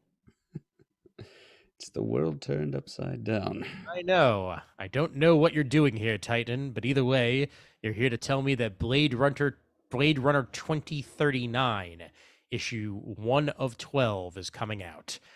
As we continue the Blade Runner run of comics here, with Mike Johnson and Mello Brown on the writing chores, and Andre Guinaldo on the art chores on page 228.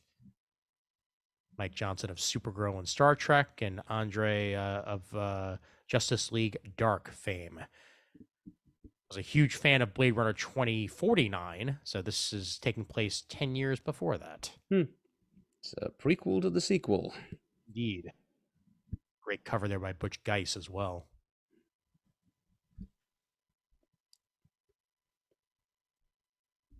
And moving in a little further here, Kamen Rider issue 2 of 4. Forget if I mentioned issue 1 last month, but either way, Kamen Rider, one of the most famous Japanese properties, gets himself a 4-issue mini, perfect for fans of Power Rangers. Yes, because Kamen Rider is kind of the grandfather of it all.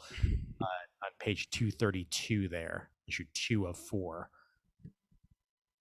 And the TV series currently airs on Shout Factory.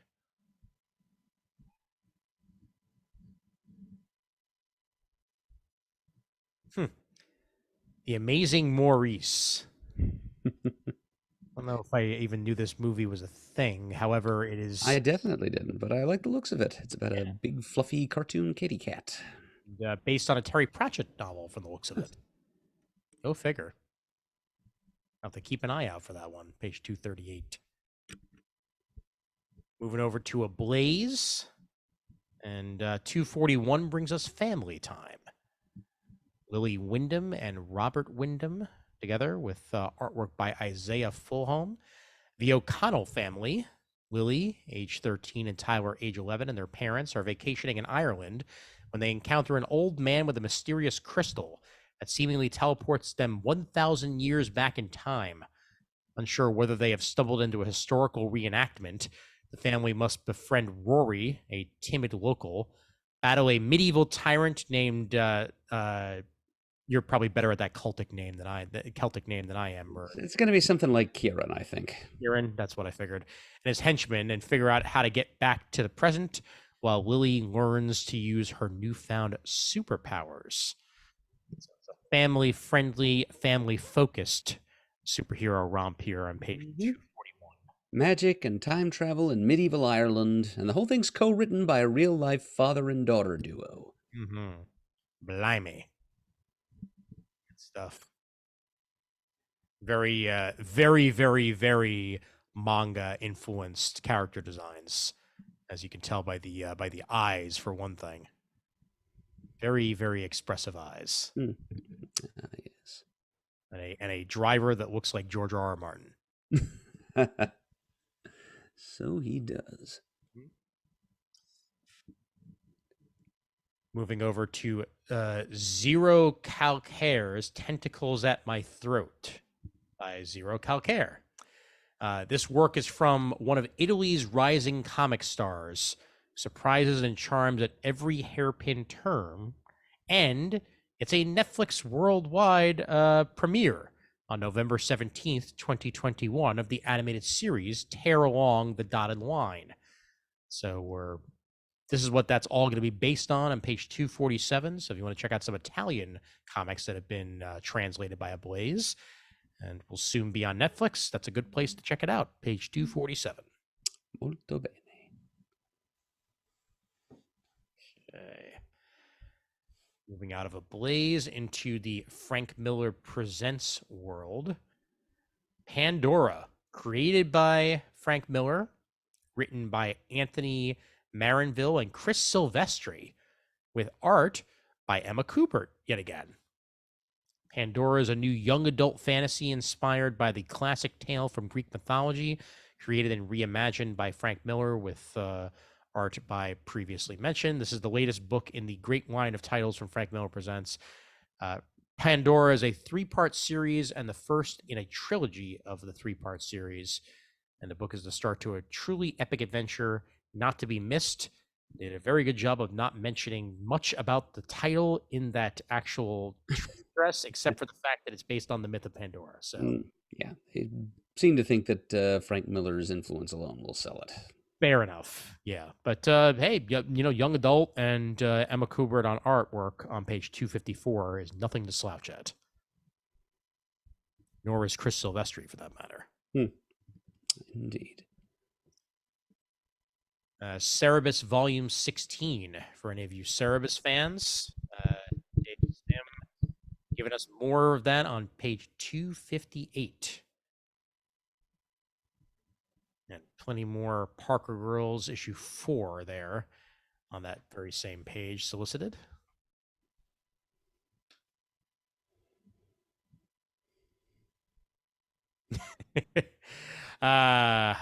Page 263, Silent Night, Deadly Night, number 1.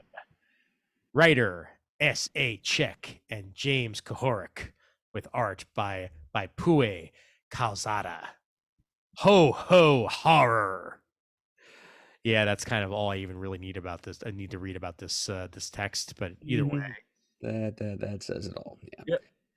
It's a fun name if you're into slasher horror and Santa Claus. This might be for you. Page 263. Right after, it's something that's a little more palatable to me personally. The first ever Zorro holiday comic. It's Zorro's Feliz Navidad special. I love it. Also brought to you by American Mythology. That I might have to see. That is an awesome turn, and yes, for a character that has been in comics as long as Zorro, it's hard to believe that this is his first holiday special in any way. So yeah, that's something.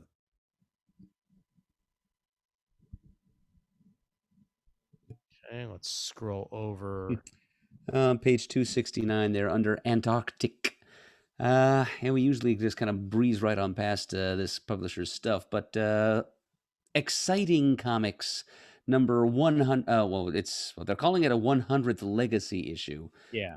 I guess they've been a couple of volumes of this. It's current numbering number 31, but it's an 56-page extravaganza, and it features the first appearance in years of not only the Silver Age classic from ACG, the American Comics Group, Herbie Popnicker, the Fat Fury, but also the perhaps justly forgotten creation of original Captain Marvel creator C.C. Beck in collaboration with Otto Binder, Fat Man, the Human Flying Saucer. Oh man, gee, I wonder why DC did gobble up the rights to Fat Man along with Shazam. I don't Can't imagine. Well, yeah, like you said, it's a 56-page 100th legacy issue 31. So yep, featuring a bunch of other stories too, but it was Fat Man meets the Fat Fury that caught my attention. For many a reason, and I completely understand that. How about page 271 for Happy Horror Days? Frank Thierry on the scripting there, Joanne Starer and Joe Coralla, and artwork by many others. 'Twas the night before Christmas, and all through the house not a creature was stirring, not even a werewolf. Mm-hmm. Archie Yep. right here. So yeah, it's a CW style Archie holiday horror. Yeah. And on the next page, there's something a little less horrific, just your basic classic Archie Christmas spectacular one shot. Yep. Written by Tom DeFalco and other people, art by Holly G and other people. Nice. A brand new lead story and a couple of classic reprints, which has been the Archie holiday special formula for a while now. Always appreciate seeing DeFalco's name attached to anything. 272. Yeah. I just like that he gets work. Guys gotta eat, I guess. Exactly, and he did create Spider-Girl, so he's got something going for him. That gets him a pass with you, huh? Exactly. Yep. I'll still remember the days when there was before Amazing Spider Talk, there was the Amazing Spider Cast that Chris Johnson, who used to frequent the forums, was on, and he had a running joke of whenever mentioning DeFalco's name, he'd just go, DeFalco? Like, as if he did something wrong. Appropriate. Indeed. Page 285, Katie Black Dragon, from the writer of Frankenrocker and the Jailbait Punks. She's a divorced housewife from Jersey who spent her life savings on cybernetic enhancements. Now she works as an inexperienced mercenary, taking on dangerous missions to pay off her debts. Completely fearless and thoroughly incorrigible. Welcome to the debut issue of Katie Black Dragon. That's a cool concept there. It's an idea for you. Rob Torres on the writing chores with Sean Von Gorman on the artwork, page 285. And page 286, Rest in Peace, Yule Ghoul one-shot. Tyler Ham on the writing chores this time. What would you do if your favorite holiday was supposed to be Halloween, but it was really Christmas? The question has been on Ghoul's mind, and a follow-up to Rest in Peace, the Ghoul, unable to keep his Christmas spirit to himself, he decides to throw his first ever haunted holiday party, all monsters invited. Ain't that cute? 286. Yeah, good for all you Nightmare Before Christmas fans out there. You better believe it. And page 290, got two of these that catch my eye.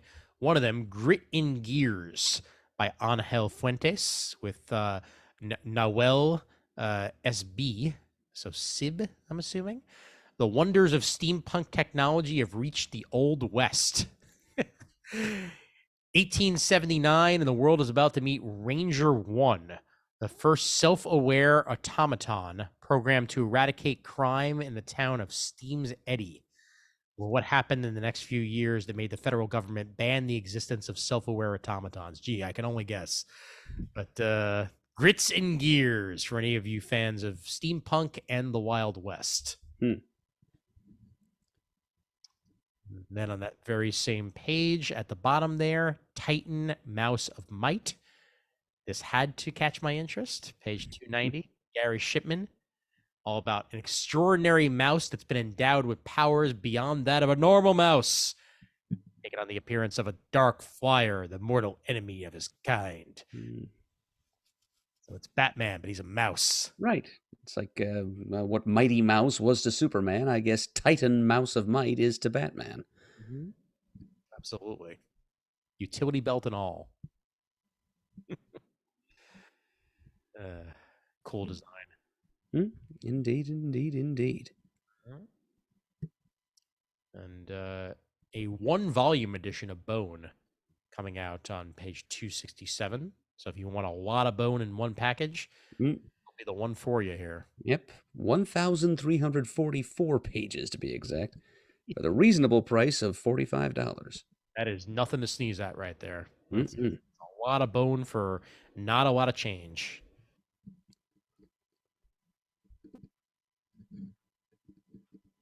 And over on page 301, treasure hunters become the hunted when descending deep below the ocean's surface in Sonar by Sylvian Runberg with, I and artwork, I believe, also by Sylvian Rumber. The cover is by Chi Yang Ong.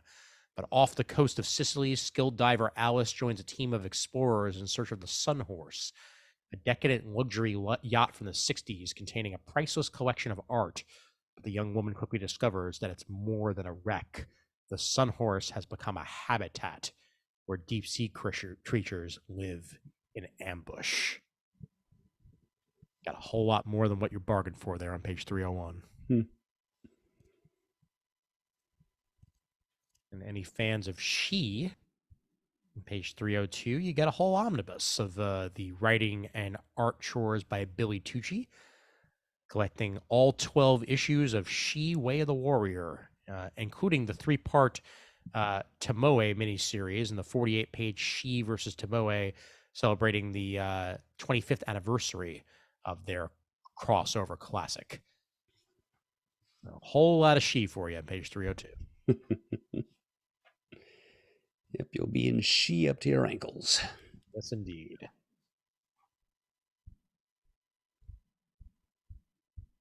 All right, let's get over to Epicenter Comics here. Page 310. Tex and Zagor Bandera. This is a graphic novel, and there's also Zagor the Lost Mine. This is all about the wilderness of Texas Hill Country, the bloody conflict between Comancheros, Comanche, and Texas Rangers is looming. The time is right for the two legends, Tex and Zagor, to finally meet. Kind of a Lone Ranger-esque story being told here in Epicenter Comics books here on page 310.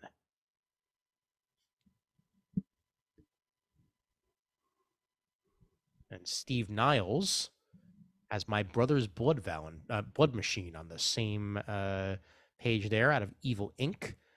New era of slasher horror by one of the kings of slasher horror in comics, Steve Niles. Mm-hmm. Yep, 6-issue miniseries, art by Andrew Ritchie. Mm-hmm. And this has just been a really good page. Page 310, Noir is the New Black. David Walker and others, along with Stephen Harris and others, put together as 40 Black creators deliver is that 15 or 16? Let's see. 16. 16. Yep. Yeah. Noir stories in a unique way. For the first time, the most successful African-American comic book creators like David F. Walker, Brandon Thomas, Brandon Eastman, Melody Cooper, and others gather together to write some noir and have a good time. Page 310. Noir is the New Black. Love a good anthology.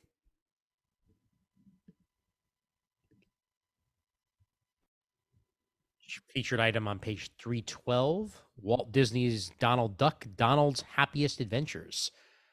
Maybe fans of Donald who have been waiting for a new collection, this one is here for you on page 12. Describes itself as a mind-bending Duckburg graphic novel. Mm-hmm. It's kind of it says it's in the Karl Barks tradition, but it's clearly of a somewhat later pedigree and a slightly different style. Yeah. Louis Trondheim and Nicolas Keramidas. Yeah, certainly not the standard design for Donald there on the preview page that they give us, but still Donald at its heart. Page 313, Jason Novak brings us In His Time, the early stories of Ernest Hemingway, an adaptation of the original 1924 version of In Our Time, as Jason Novak finds the graphic novel equivalent of Hemingway's lean, muscular prose. They're looking for some early Hemingway in graphical format. We've got it for you on 313.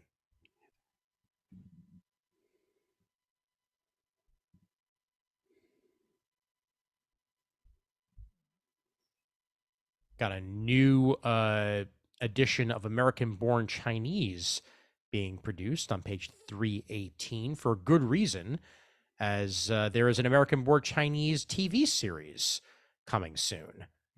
from Disney Plus, from the look of it. Mm-hmm. Yep. And I saw a preview of it. It looked interesting. It certainly looks like they're picking and choosing what's going to make it in and what isn't. As I'm not quite sure we're going to get Chin Ki in the Disney Plus version of American Born Chinese, but it looks like the spirit of it is all in there for us. But if you want to read the original as it was intended, Jean Lin Yang, American Born Chinese, back in production for first, second books. I lovingly have a copy of that on my shelf. And continuing the Stan Lee anniversary stuff, page 320 has Stan Lee's Chakra the Invisible, the Stan Lee 100th birthday special. And underneath there, Stan Lee's Chakra the Invincible special edition. Somebody going to produce a Stripperella one-shot special to celebrate Stan's 100th birthday? I wish. I just want to see the balls on whatever person would actually go ahead and do that. But I guess we're just not going to be that lucky this time around. Yeah. Maybe for 110, we'll see. There you go. Page 322.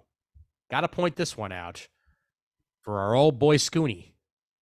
Alan Gratz and Brent Schoonover putting together Captain America Ghost Army. In this thrilling historical adventure, 18-year-old Steve Rogers and his young sidekick Bucky are fighting in World War II when they encounter a threat like none they've ever seen, a ghost army. And, this is taking place at Wundagore Mountain, of all places. Yep. Featuring guest villain Baron Mordo. Yep. Wow, that's a great pick, Ian.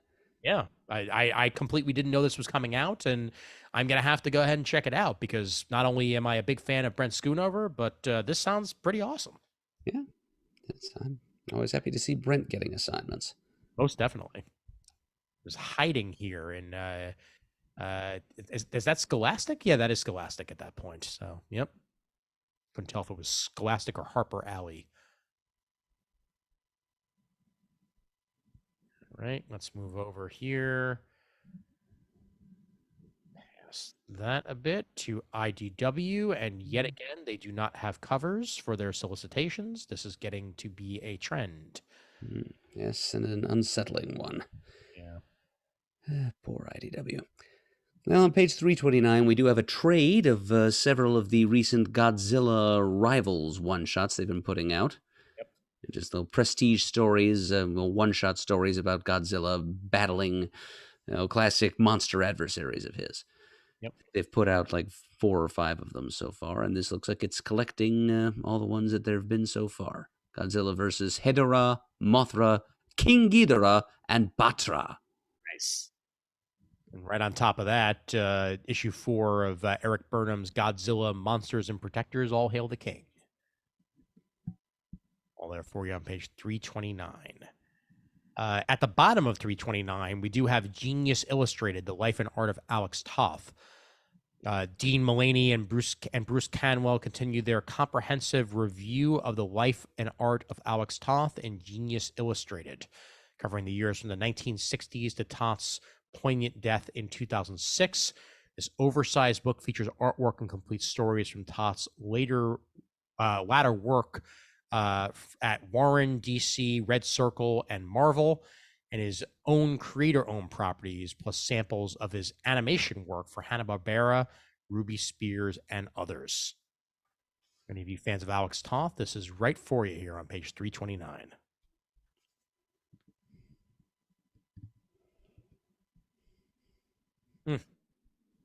Skullcat, book 1 on page 330. Skullcat, The Curious Castle. It looks adorable. Norman Shurtleff. Certainly an all ages book there. 112 pages for only $15. Soft cover edition. That's just the way I like to see it on page 330. Page 331. Christina Rice and others, along with Andy Price and Timothy Green, bring us the trade paperback Star Trek Aliens.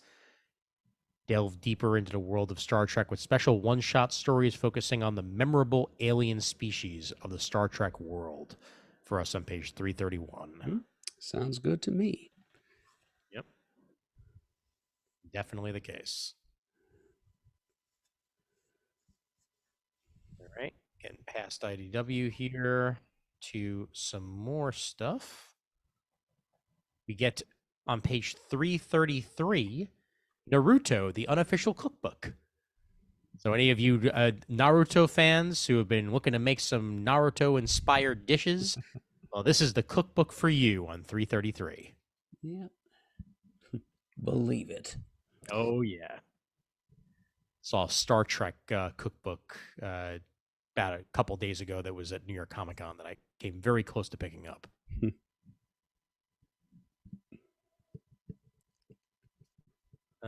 Page 339 brings us Dahlia in the Dark. Joe Corallo and Andrea Milana. Washed up hitman Donnie Dahlia takes one last job transporting a package cross country in the hopes of seeing his estranged daughter again. Little does he know this job is going to get him caught in the middle of a war between the fairy realms that can determine the fate of humankind. That took an unexpected turn. Yeah, exactly. Not at all where I thought that solicitation was going, and I like it.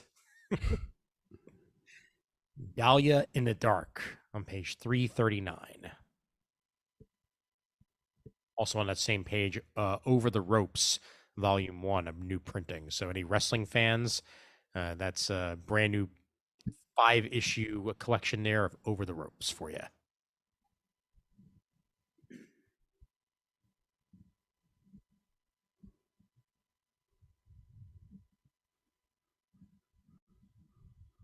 Got a new Rick and Morty versus Cthulhu series, Wubba Dubba Dub Dub. 344. Written by Jim Zub, also writer of the Eisner-nominated Rick and Morty versus Dungeons and Dragons mini.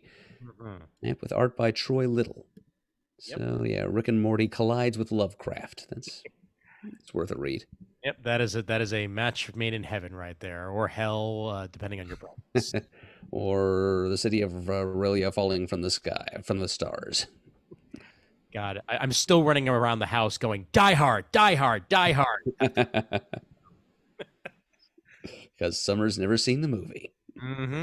Not to mention that Martha's been rewatching earlier Rick and Morty, and I just rewatched Keep Summer Safe for the first time in a little while. That is an absolute classic. That's what was that? Season 2, if I remember correctly. That was the same. Sounds right.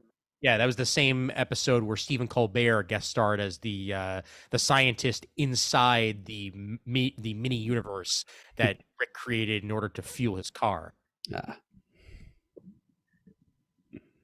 All right, 346 gives us Season of the Bruja Volume 1, collecting that all in one package. It's supposed to be in stores on December 7th, so not that far from now. And this collects the story by Aaron Duran and illustrated by Sarah Sower. So, Season of the Bruja. If you're into witches, this will be for you, 346. Bill and Ted's excellent holiday special one-shot on 348. John Barber and art by Riley Brown. Love me some Riley Brown artwork, and on a Bill and Ted holiday special, that's a match made in heaven right there. Yeah, looks like he drew the cover too. Good for him. Yep. Great cover. We miss you, George Carlin. We miss you so much. Yeah. Kind of in the same vein on page 353 there up at the top. Yeah, there we go. Monsters of Metal, Krampus in Concert. By Jason Howden and Lexi Leon, with art by Luis Goranga. The cover is by Ryan Christensen, and the cover alone sells it. I don't really know what they're going to fill the inside with. It appears to be about a traveling heavy metal man that encounters actual monsters a la Scooby-Doo along the way. And yeah, that cover of Krampus out in a snowy woods shredding on his electric guitar on Christmas Eve is suitable for framing. And I would have gotten away with would have gotten away with it if not for you crazy kids. Yeah. uh,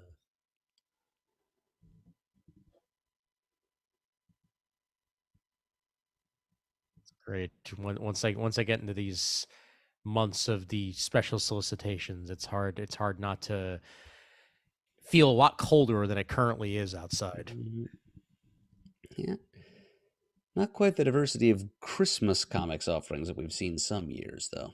No, that is very true. Yep. But on page 360, we do get Grim Space by Frank Martin and Dan Scalzi. Perfect mashup of sci-fi and classic fairy tales has arrived. Grim Space tackles Jack and the Beanstalk with its debut issue as a mechanic named Jack is forced to sell a broken robot at a space bazaar.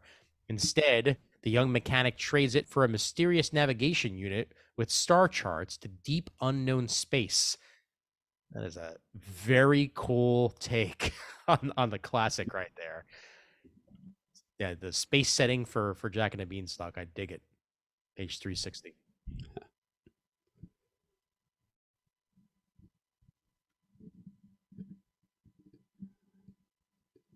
right. Let's get to a little bit further down here. Let's go with Little Red Ronin on page 369. This collected edition of the miniseries, all about a terrible beast who's haunted the citizens of Pole Town for decades, though most of the town denies it. That is, except for Red and her grandmother. It's a hot take on Little Red Riding Hood, Ronin style, on page 369 with some excellent artwork. Yeah. Cutesy chibi style with a little bit of Sam Keith thrown in for good measure. Oh, absolutely. Yep. 371. The Complete Shamnibus, Volume 2.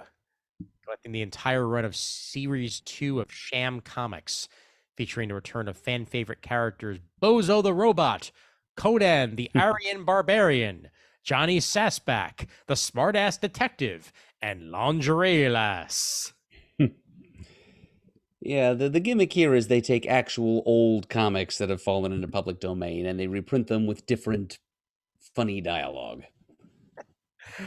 I'm all for it. I mean, it's Mystery Science Theater 3000 with comics, essentially. Kinda, yeah. 371 for that. I look forward to the stories of the Nerdly Boys and Captain Fortnite and Forest Duck.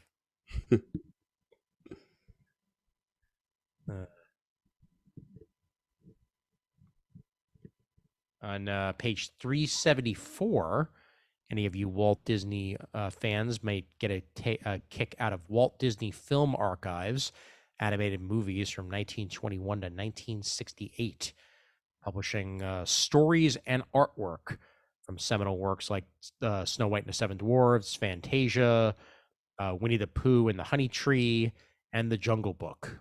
All there for you in reference book material on page 374.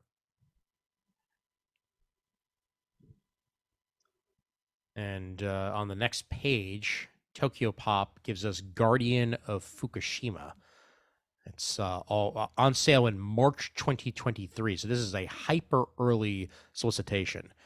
But this is off the devastating tsunami that was caused by the earthquake of 2011, which destroyed 3 core reactors of the Fukushima nuclear power plant, and the quite literal fallout afterwards. This will be followed up a little bit further on in the book when we get to manga, but I wanted to mention here Guardian of Fukushima. Yeah. Certainly had my interest. Yes, the heroic true story about a farmer who lived in the area who stuck around despite the hazards just to rescue local animals. Mm-hmm. Yep. That is something else right there. Has my admiration, certainly. Absolutely. And we will get to that full solicitation in just a little bit, but 378, gives us Woodwork, Bollywood Classics, Cowboys and Country Girls. Any of you woodheads out there, this spans from 1949 all the way to 1972. Titles like Western Outlaws, Jesse James, Western Crime Busters, Frontier Romances, and more. We're on 378.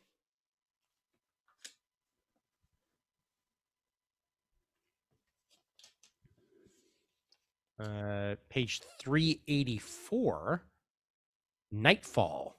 Two continuing stories in each issue by Krause and House. That's a team for you right there. Skeletonization ravages the globe, causing chaos and death. And Alan unveils Styx, a device capable of picking up signals from beyond the grave. After a chilling pet cemetery experiment, Alan and Ivy plug Styx into a human cemetery and make contact. This is issue 2 of the Cemeterians on page 384.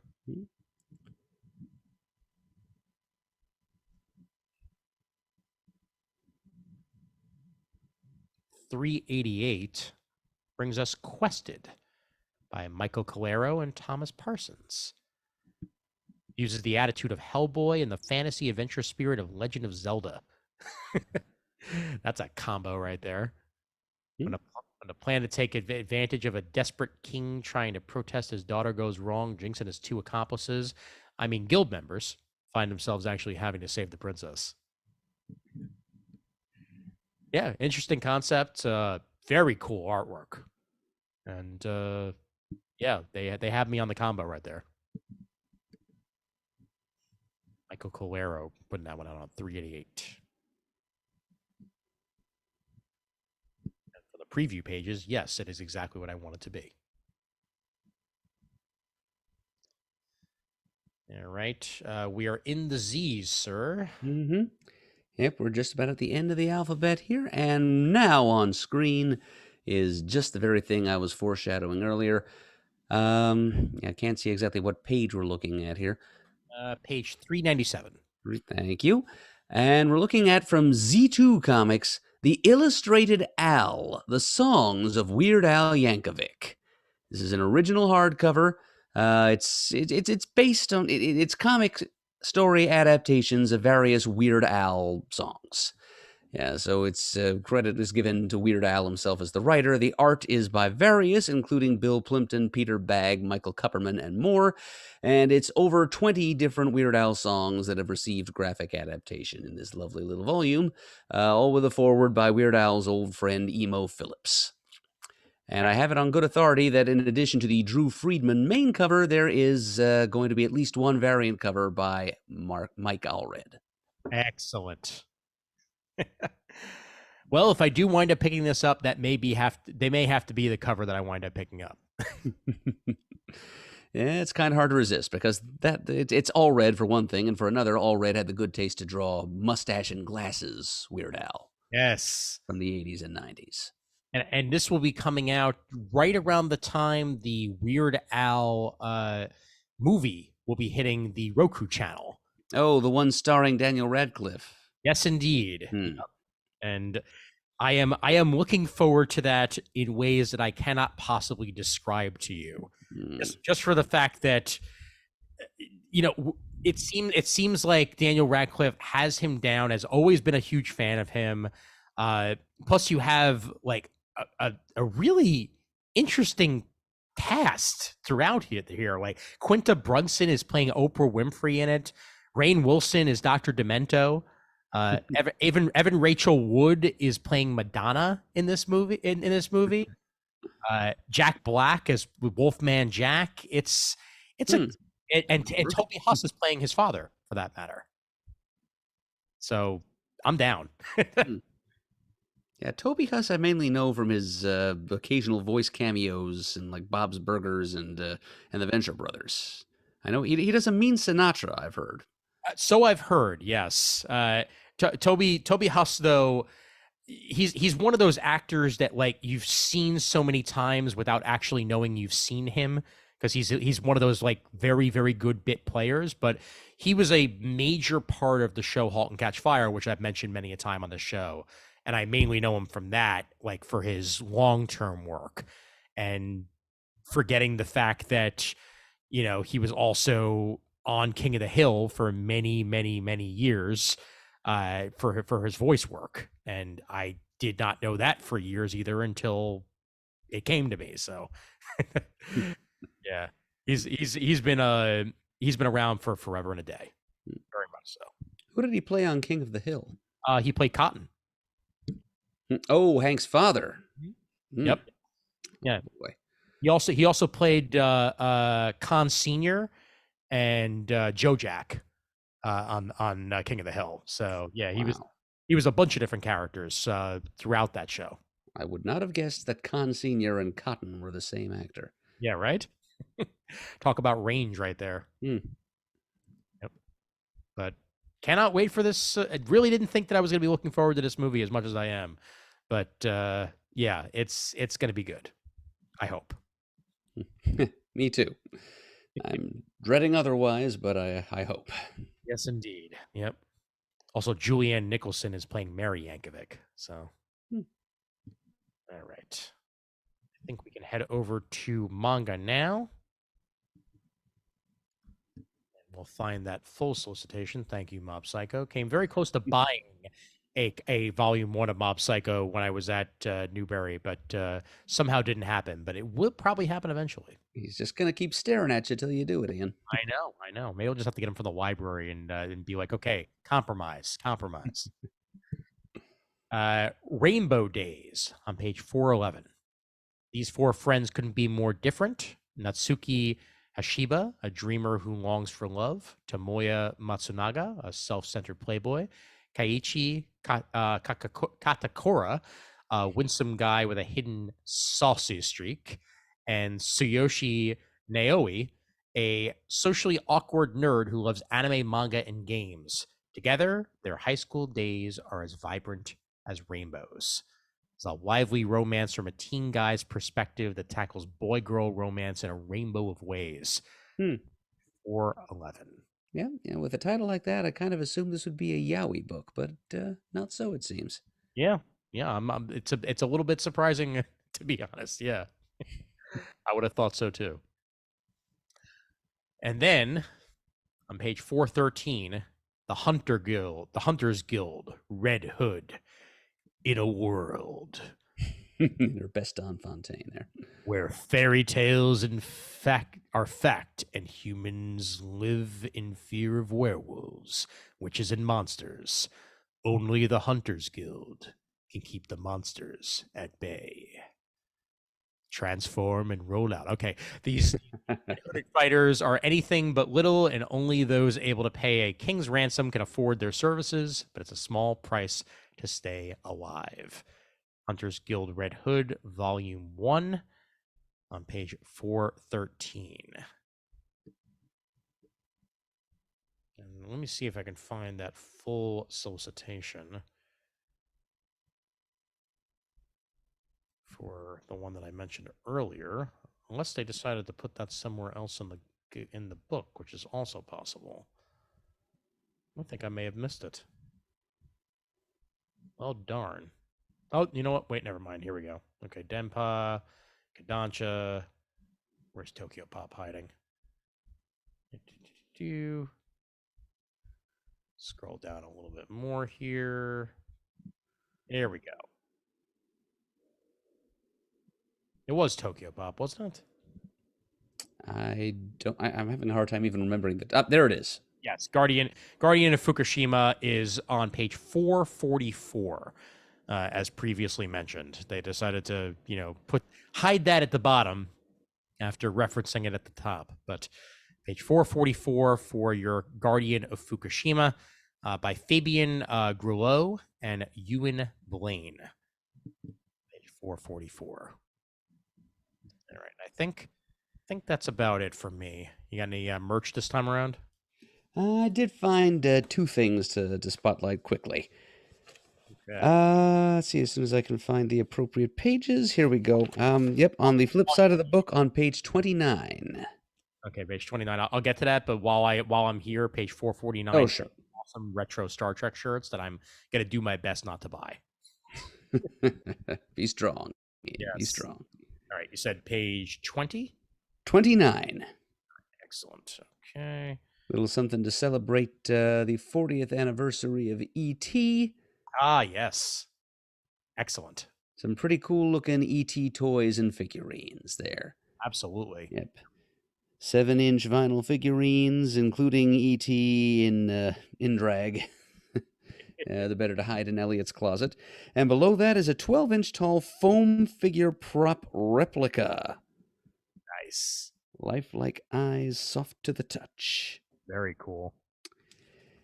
And the other thing was, this is on page 96.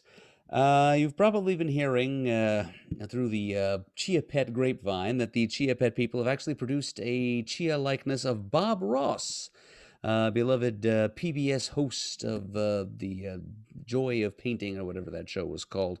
But if you have been wondering about this Chia Pet but haven't been able to find one at your local Sam Goodies because it no longer exists, you can just go to page 96 of your previews catalog and you can order it directly. Nice. Nice. Or, if you'd prefer, a Minions Chia Pet on that very same page. Yes, it's Kevin, as seen in the recent Minions movie, The Rise of Gru.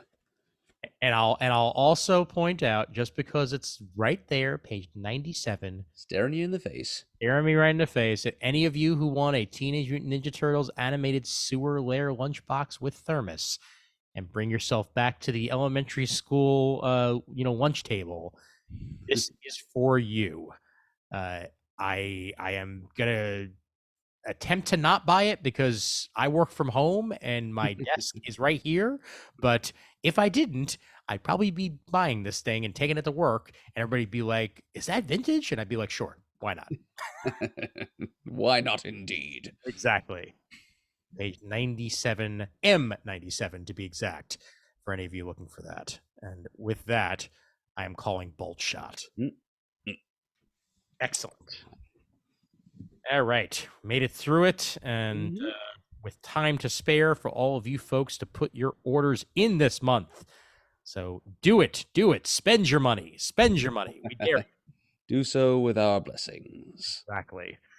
And before we do wrap up, once again, a reminder that you folks right there, patreon.com/comicgeekspeak are the best. And we thank you for that continued support of the show. And we would be nothing without that assistance. Okay. And it's been a while, but I think I'm going to have to put you back in that Shane seat, sir, if you're willing and able. I stand at the ready. Excellent. So let me go ahead and get that ready, and then we'll get things going here. Okay. Take your time because my very slow laptop needs to load the page. Okay, it's there. Okay, great. And back to music. All right. If you would like to send us an email, our email address is comicgeekspeak@gmail.com. If you'd prefer to send a voicemail and give us your comments orally, you may call 267-702-6642. You can like us on Facebook and also visit and join our Comic Geek Speak supergroup there, where you can talk back to us about this and a variety of other episodes of our podcast, and also just start discussion threads on any geeky topic you like with your fellow Comic Geek Speak listeners and friends. You can go to our original forums at the comicforums.vanillacommunity.com, where you can do much the same thing. You can follow us on Twitter. Our handle is @ComicGeekSpeak. You can go to youtube.com/comicgeekspeak to see video-enabled versions of all of our recent episodes, see our smiling faces, and in the case of these previews episodes, you can see the same pages and images that we're looking at as we make our comments. It's really a much better and functional way of following along with this particular type of episode. So it's a good time to watch those there. We give special thanks, as always, to those of you who have donated monetarily to the show in the past. We truly appreciate it, and the show would not be what it is today without your assistance. And as always, we are uniting the world's mightiest heroes, one listener at a time.